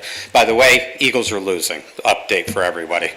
So it's important to understand it's not just about kids, it's about stakeholders. That is what this meeting is about. This is not a school board meeting. This is an Act 34 hearing, and it's about everyone in the community, not just the kids. And I want to make sure that it's understood because obviously a remark was made about myself and Robert Abrams about being the people that come here. This is going to be my last meeting unless you guys have another Act 34 hearing because I'm done. My kids are out.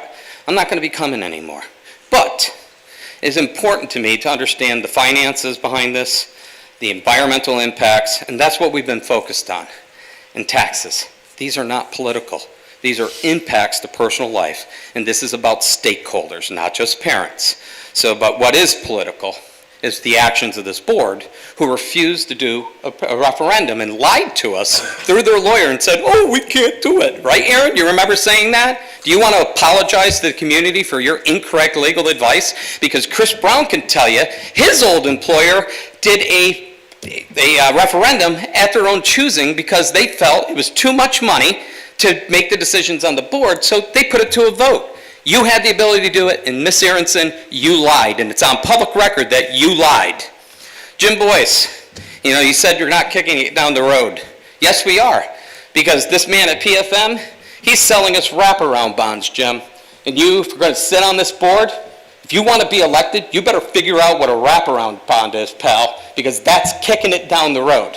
We have a building over here on West that was built in 2005. You haven't paid a penny of principal down, and you want to bulldoze it. You refinance, and refinance, because that's what wraparound bonds are. They are kicking it down the road. And this community that's behind me needs to understand you only have $304 million worth of available debt, as Chris Rippernick told to a reporter.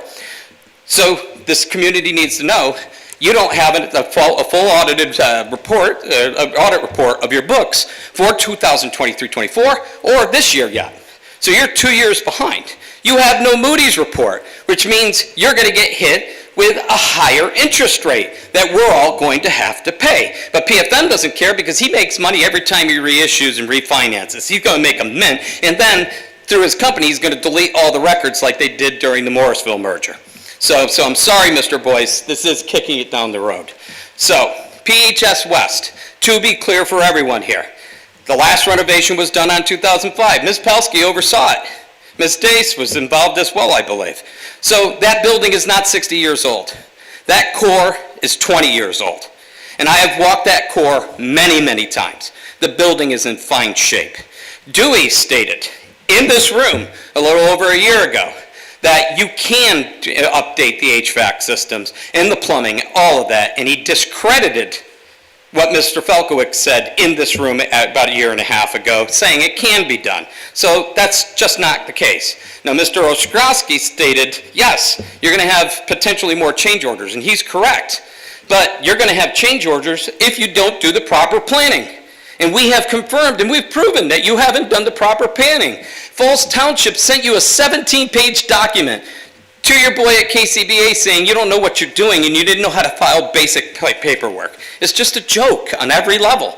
You don't have a CFO. You don't have anybody underneath. You have a payroll manager running your finance department, and you want to build this building. ADA compliance, Mr. Smith, God, I'm a business owner. Every business and commercial building has to become ADA compliant. Are you telling me, Mr. Smith, you're the only one that can't do it? If you are, resign tonight, because you're confirming you're an absolute loser who can't do his job. Everyone can come into ADA compliance, and it's not hard. And the cost to do ADA compliance is going to be a hell of a lot less than $100 million plus in site fees that we're going to face. North Penn is doing a renovation, tear down, expand. We should be doing it too. And the cost for that is far cheaper than what they were trying to do with the new build. And a referendum was allowed to the people, and they voted for the alternative. Our next speaker is Robert Abrams. Mr. Aronson, after I'm done, I have a point of order that I want on the record. Robert Abrams, Lower Main, reset the clock. Reset the clock. Dr. Brown, can you pause the clock for a moment? Mr. Abrams, we start the clock when the person starts speaking at the microphone. So if you could proceed, that would be appreciated. Robert Abrams, Lower Makefield Township.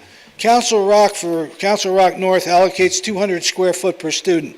Pennsbury's at 165 on this new building.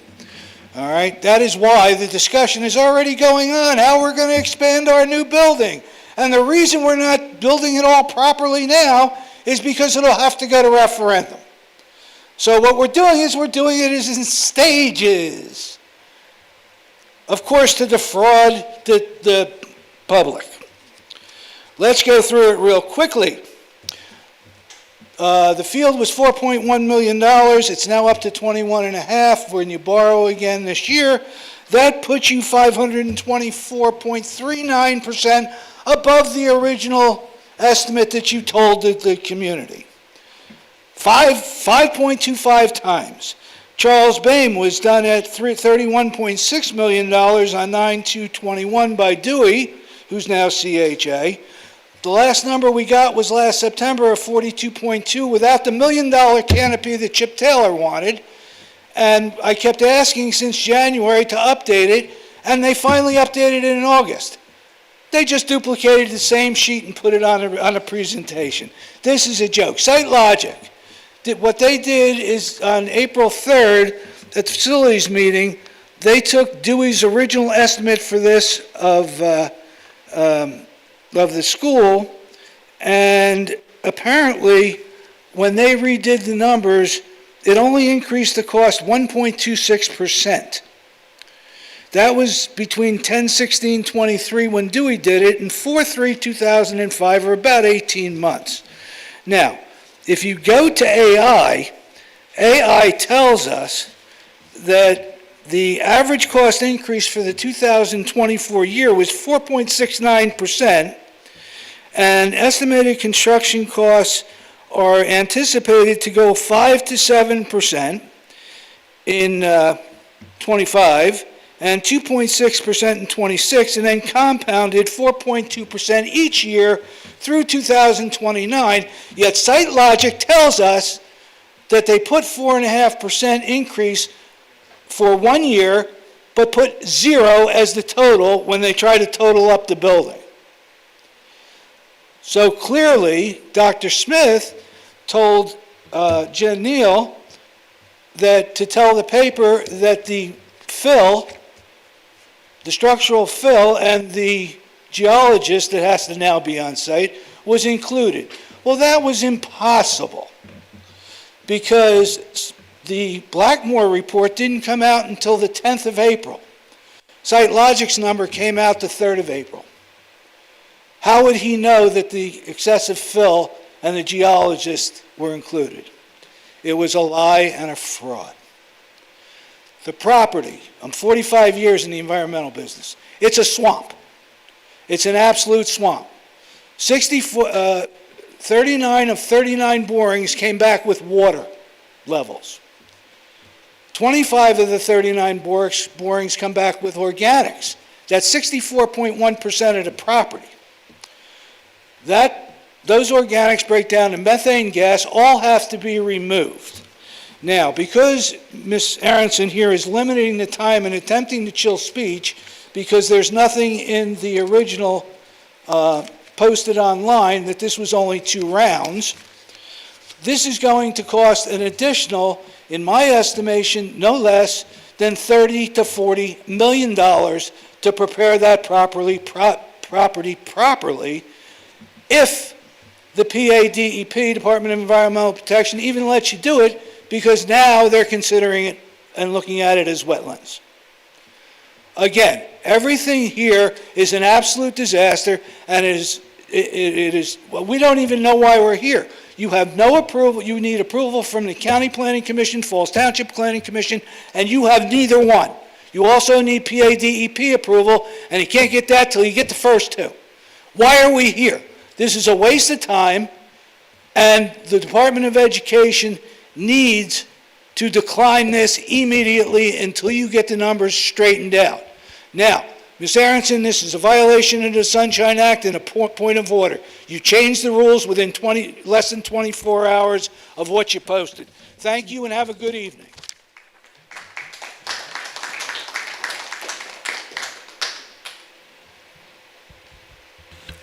Our next speaker is Jen Metzger.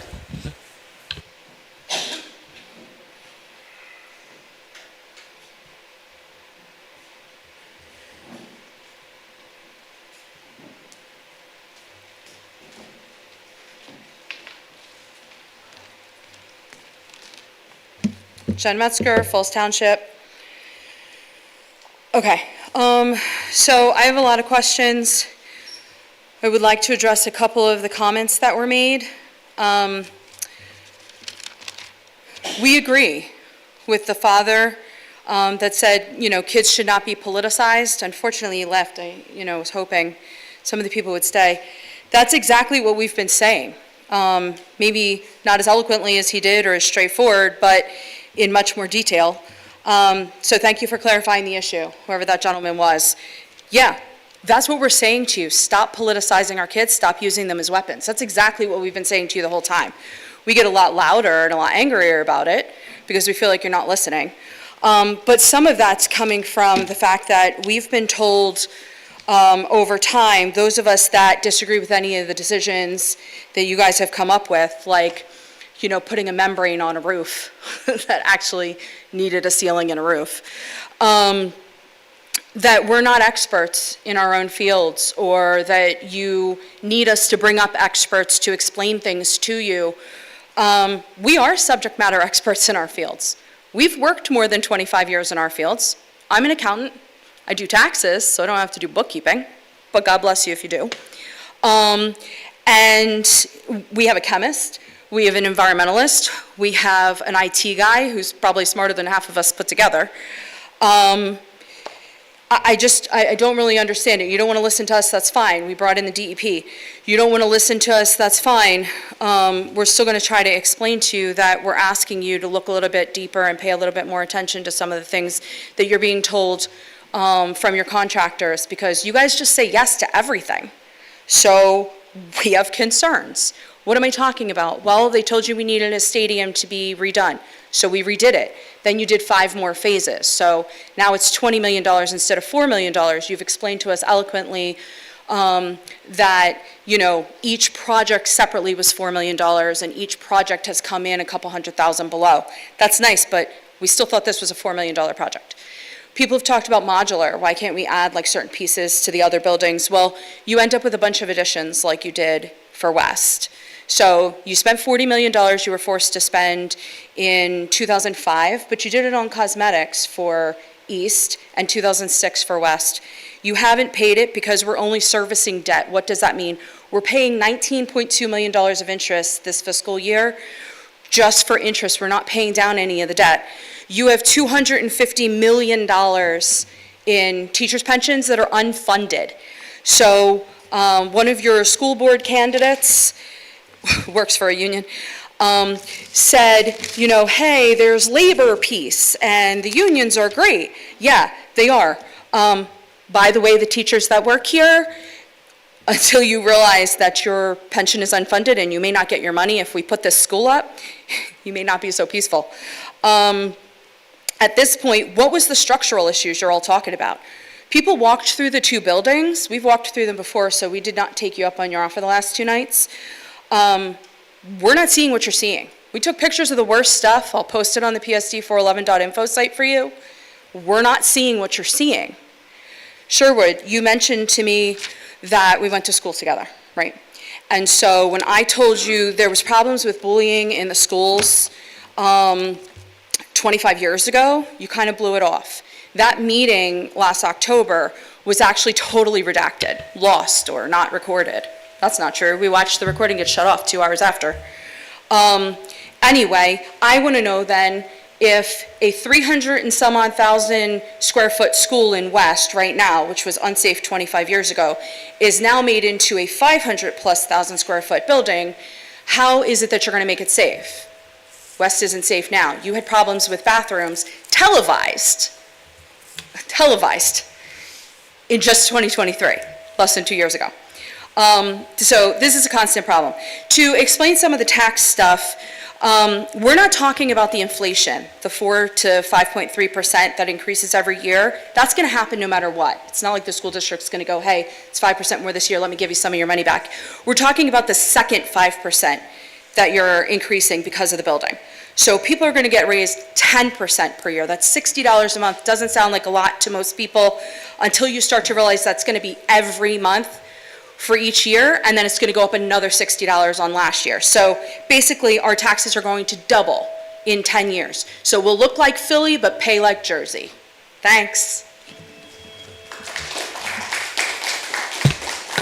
Our next speaker signed up as Wayne/Watermelon. I believe that's Mr. Bell.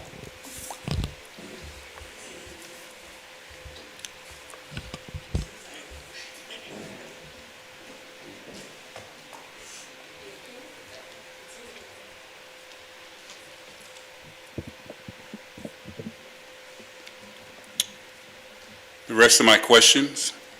What is the building warranty for materials, if any? What materials for the build come from the United States, or Mexico, or China, or Brazil, or Venezuela? What is the expected life expectancy of this new high school building? Where will the security contractor entrance be located? Will all contractor vehicles and contractors be vetted for working on school grounds with the little children? What procedures will be followed to identify any contractor on school grounds? Why were the interior floor plans removed?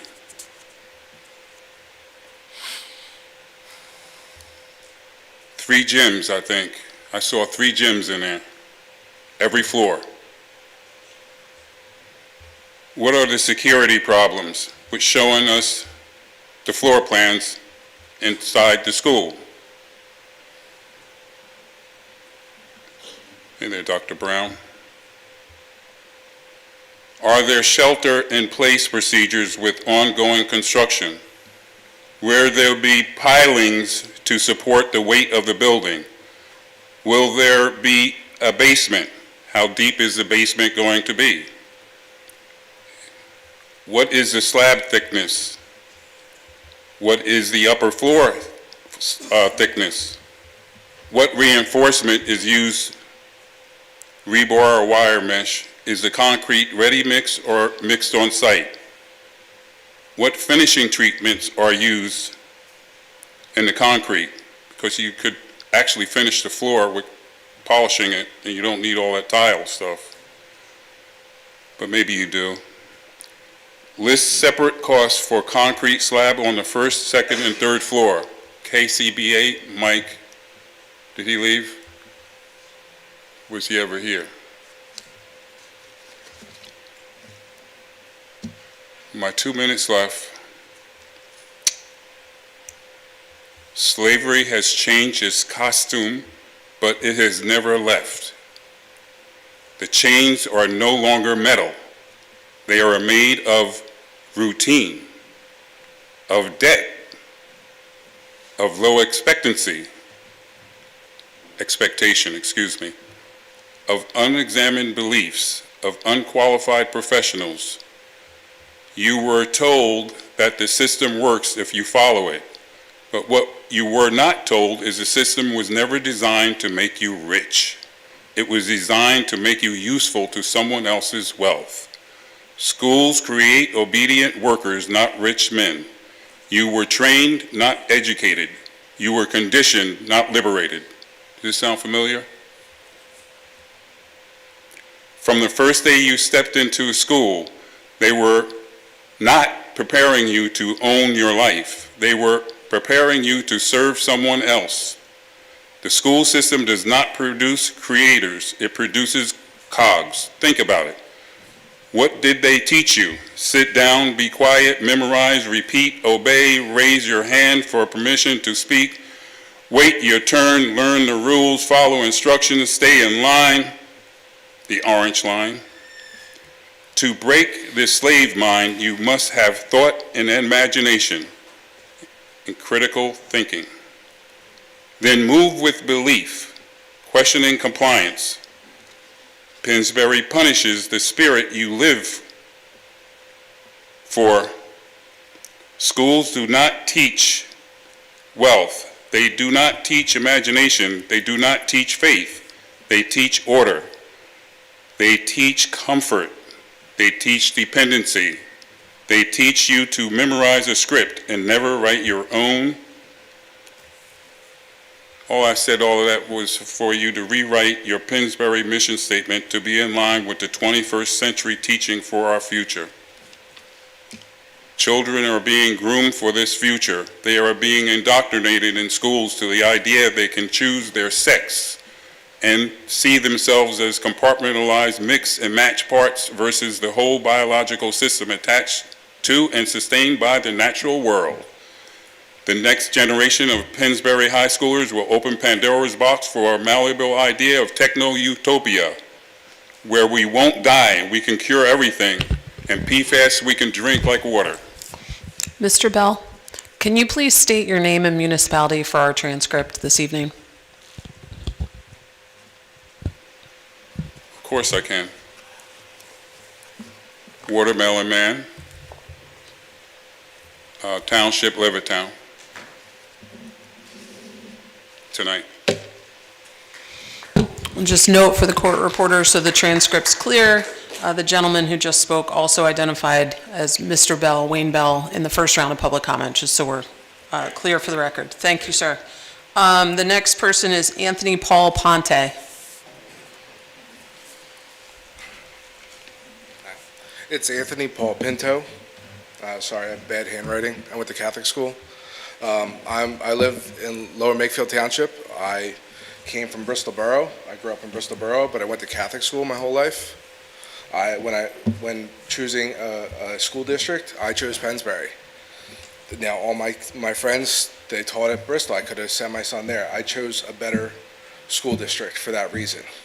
Now, I have every reason to hate Pennsbury right now. Dr. Smith knows why. My son was asked to leave this school. He has an IEP, and he's no longer at the school. But I also have another son who's younger. He's in 4th grade, and he will be enjoying Pennsbury, hopefully for the rest of his academic career. I'm very torn about this whole thing.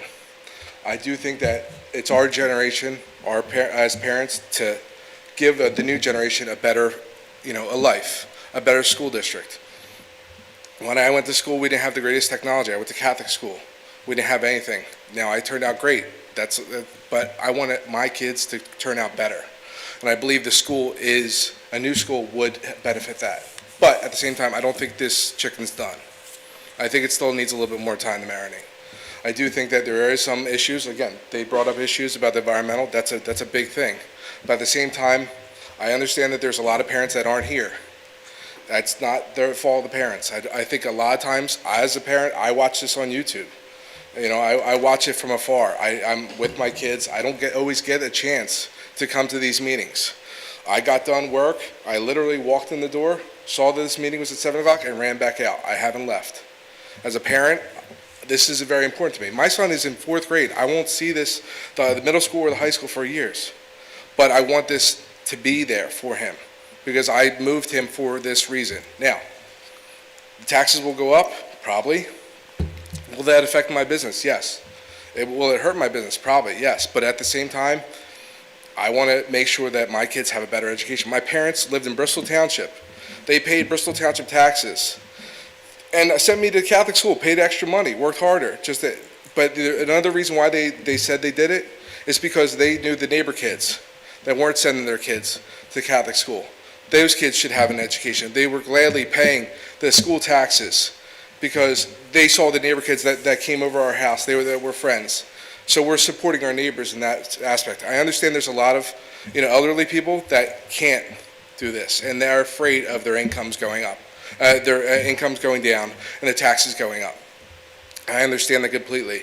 But at the same time, if you put it to a referendum, 70% don't have kids, 23% have kids.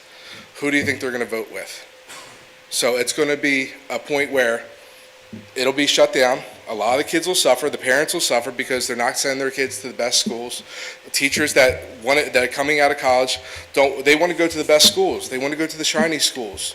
They want to go to the schools with the best programs so they can teach a different way. But at the same time, taxes are going to go up. I understand that. We all understand that. But at the end of the day, what's best? What are we leaving for our kids? All right? Thank you for your time. Mr. Pinto, I know you referenced some municipalities. I just want to make sure I'm clear. I live in Lower Makefield Township. My ex-wife lives in Falseyton. My son goes to Falseyton Elementary. Yes? Thank you, Mr. Pinto. Thank you. That's great. Our next speaker is Bo Ostrowski.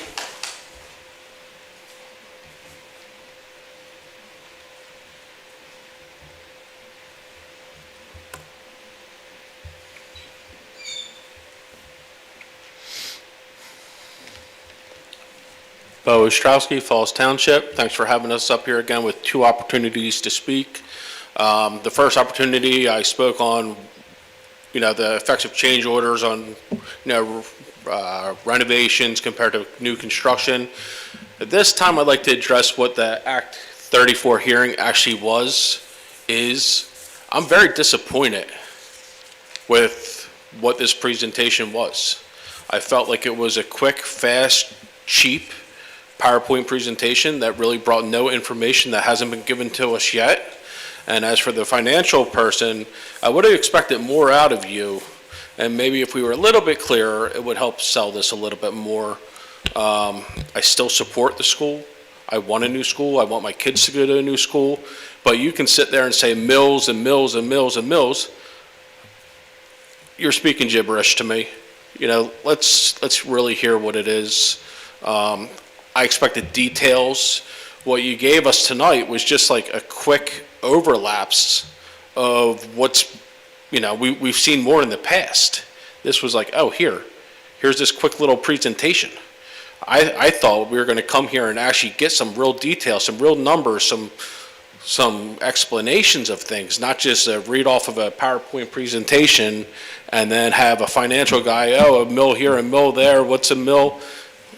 And that's all. I'm just disappointed in how the presentation went. I thought it would be more. Thank you. Our next speaker is Emily Cowan.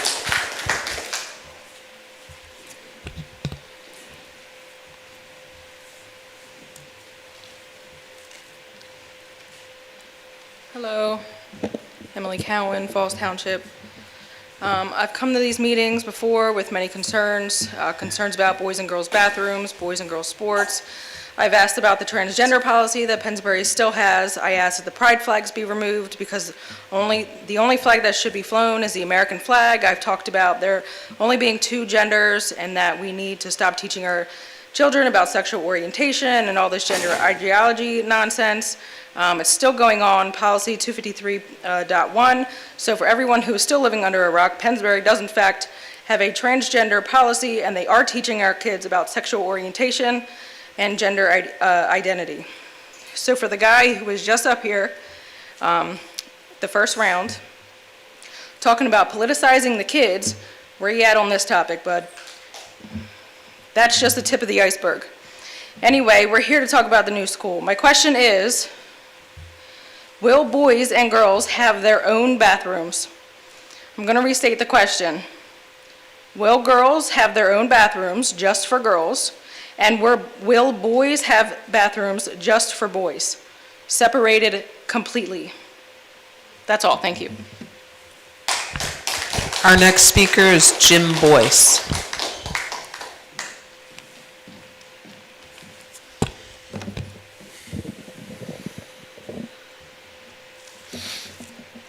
Hello again, Jim Boyce, Falls Township, candidate for Pennsbury School District School Director, Region 2, serving Falls Township and Tullytown, proud parent of a first grader at Walt Disney. I wanted to expand on some of my comments and provide some additional information. I ended my first round of public comment talking about the time is now. The time to build is now because the costs of things are not going down.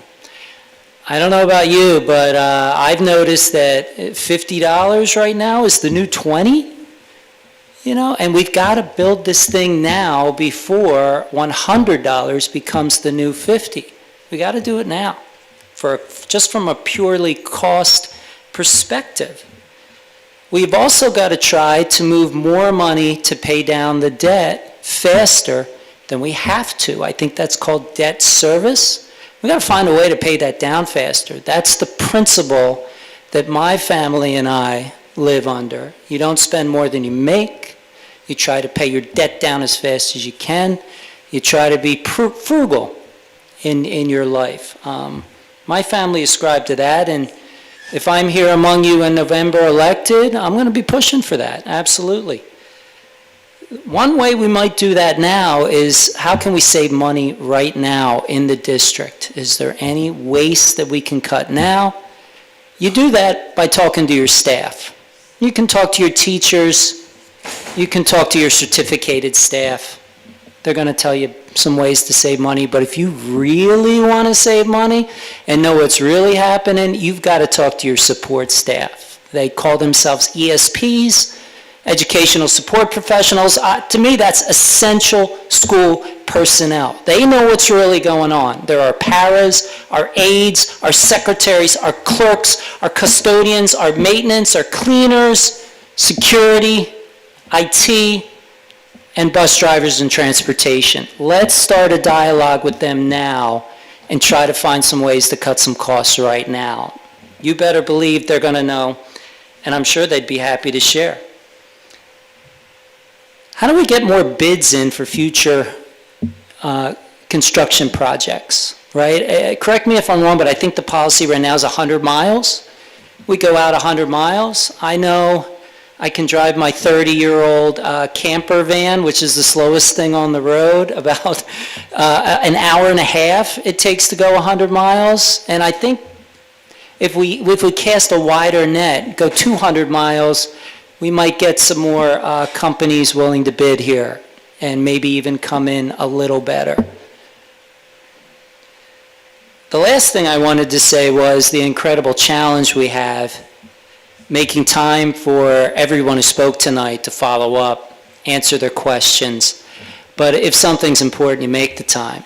You know, as I'm running for school board, I'm out there knocking on doors, I'm meeting folks. I happened to meet one gentleman a few months ago in April, before the primary, answered the door, and next thing you know, I am in a world of cycling and safety, bicycle safety. How do we make the road safer for our kids? E-bikes all over the place, he's concerned. Next thing you know, I'm getting coffee with him. Next thing you know, I'm going on a 2-hour bike ride with him. But he is laser focused on bike safety, and I know he's going to call me tomorrow and say, Jim, there's nothing about bicycling anywhere in any report. You got to find out for me. So if somebody could find out, that'll save me some time. But everybody comes at this thing from a different angle, from a different perspective, you know, and we got to try to find a way to make time for everybody to hear their concerns and address their concerns, and that's incredibly hard, but it is worthwhile. The new high school helps us make every effort to set every child up for success. The new high school helps us give every child the resources they need to succeed. Thank you. Our next speaker is Colleen Campbell Miller.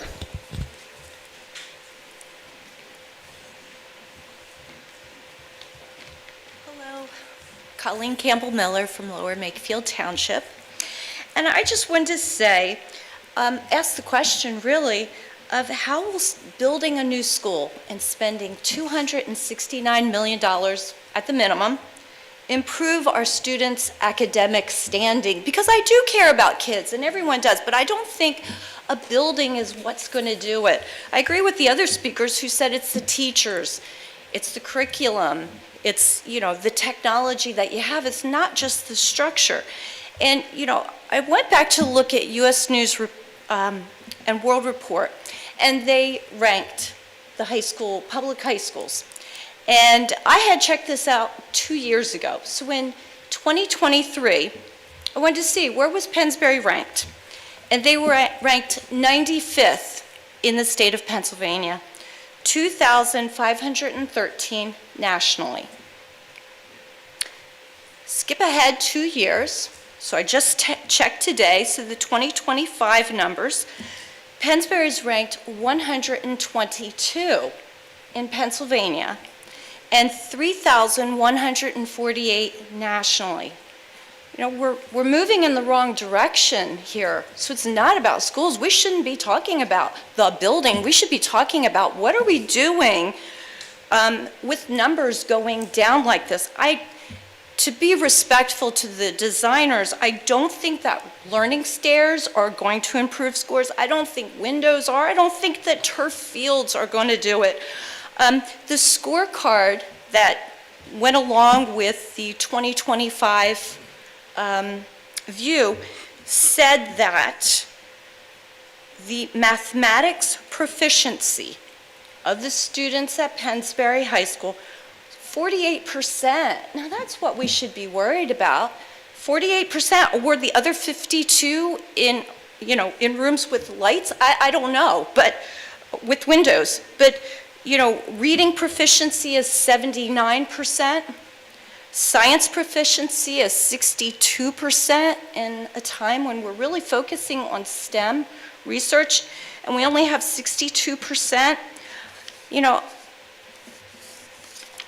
When you look at other schools the same size as Pennsbury, I just went down through the list, and North Penn High School actually has more students than Pennsbury. And they have, in their grouping, 36% that are economically disadvantaged. In Pennsbury, it's listed at 30%. So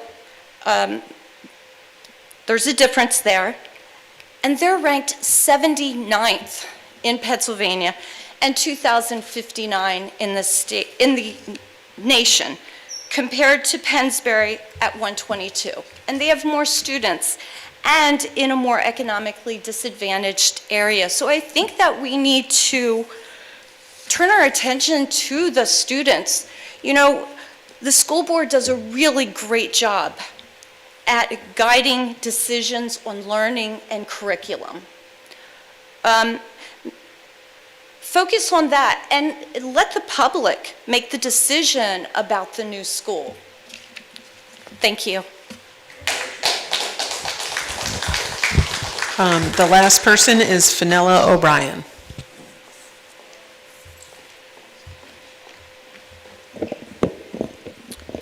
Good evening, Fenella O'Brien, Lower Makefield Township. I just want to start off by stating that I am a parent. I have 3 children in the school district, but I'm a taxpayer also. So when my kids are long and gone, I will still be a taxpayer. I don't see myself moving anytime soon. I volunteer, I fundraise in our community and at our school. I attend meetings that I can attend with 3 children as a single mother. Sometimes we sit and we watch the board meetings online together. I just want to share why I strongly support the proposal of a new school. There are quite a few health-related and academic disadvantages when children attend schools with mold, bacteria, and aging infrastructure. They're going to develop some respiratory problems, allergies, weakened immune systems. These are long-term health risks, and that's what we should be discussing. There are academic disadvantages, such as lowering their concentration due to poor air quality in the building, fatigue, headaches, because the unhealthy buildings are often cause the symptoms. It interferes with their learning in the classrooms.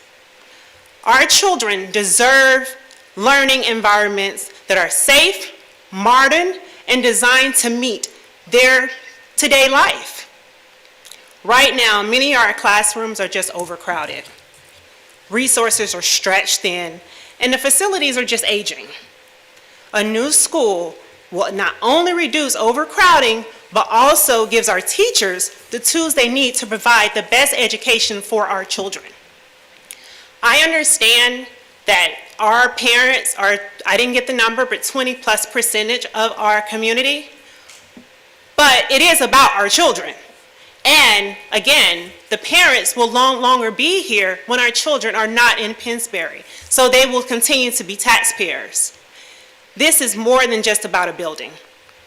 It is an investment in our children. It's an investment in our community, and it's an investment in our future. We want more people to come to this community. And a school that looks like this, or as long as it is functional for our children, people want to come live in our communities. So I support this project. We're showing our kids that education matters and that we're willing to provide them with the best education in a pleasant environment. So just please take all comments and suggestions in consideration before making your decision. Thank you so much. Okay, that brings us to the end of everyone that signed up. There was one person who signed up, Lois Torak, whose name is crossed out, just calling that name in an abundance of caution. Is there anyone else present who wanted to provide a second round of public comment who has not signed up? Sir, you can come forward and just state your name and municipality for our record.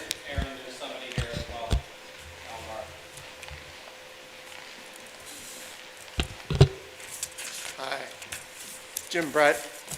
I had 3 kids I put through Pennsbury.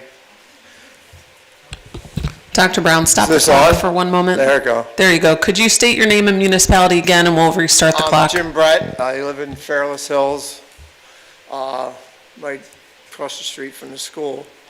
And I moved here for my kids. I grew up in Levittown, went to Wilson. Did any of yous go to other schools that were built in the last 15 years? Go through the school. Maybe take the girl that was talking about having problems getting through the hallways, getting into this or that, and go and visit these schools and talk to the people that paid for them, or what they went through, or how they went through it to get where this or that. Or maybe you'll see the things you don't want, or you do want, or that are less and are great, or they're not that great and they paid for them.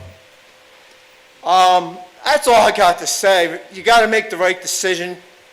I don't know if time is at hand right now. This is the best time to be building a new school. You don't know what's going to happen with supplies and demand and money. But go look at some new schools that have been built. Really look at some schools. See what they got for their money. I've seen a lot of them. Thank you. Okay, I understand. Alan Barth, you wanted to speak? Mrs. Barth, I would just note our countdown is having an issue. I'm keeping time on my phone. That's all right, I won't take much time. Thank you. Alan Barth, Lower Makefield. I understand, I appreciate everybody's comment tonight. Everybody makes some great points. I understand the concern about the condition of the high school presently. But my bigger concern is, why are we keeping the kids in the school for 4 more years if there's such a mold issue, such a health issue, such a this issue? I've called the Department of Health twice, and they've been shot down they say they can't inspect the school. I called because of concerns of other people. I wasn't aware of mold and all this. So I'm concerned that we're not really addressing the immediate health issues that are affecting our kids, and that might be something to consider. My last question is, comments that are written for the 30-day period after this hearing are supposed to be directed now to whom? Is there an address that we can directly send our comments to Harrisburg? And could you put it on the website? Thank you. Is there anyone else who didn't sign up for the second round of public comment who would like to provide public comment? Okay, seeing no one, we are going to conclude tonight's Act 34 hearing. The public has until October 6, 2025 at 4 p.m. to submit public comment to the district. That public comment can be directed to the chief financial officer of the district, to their attention.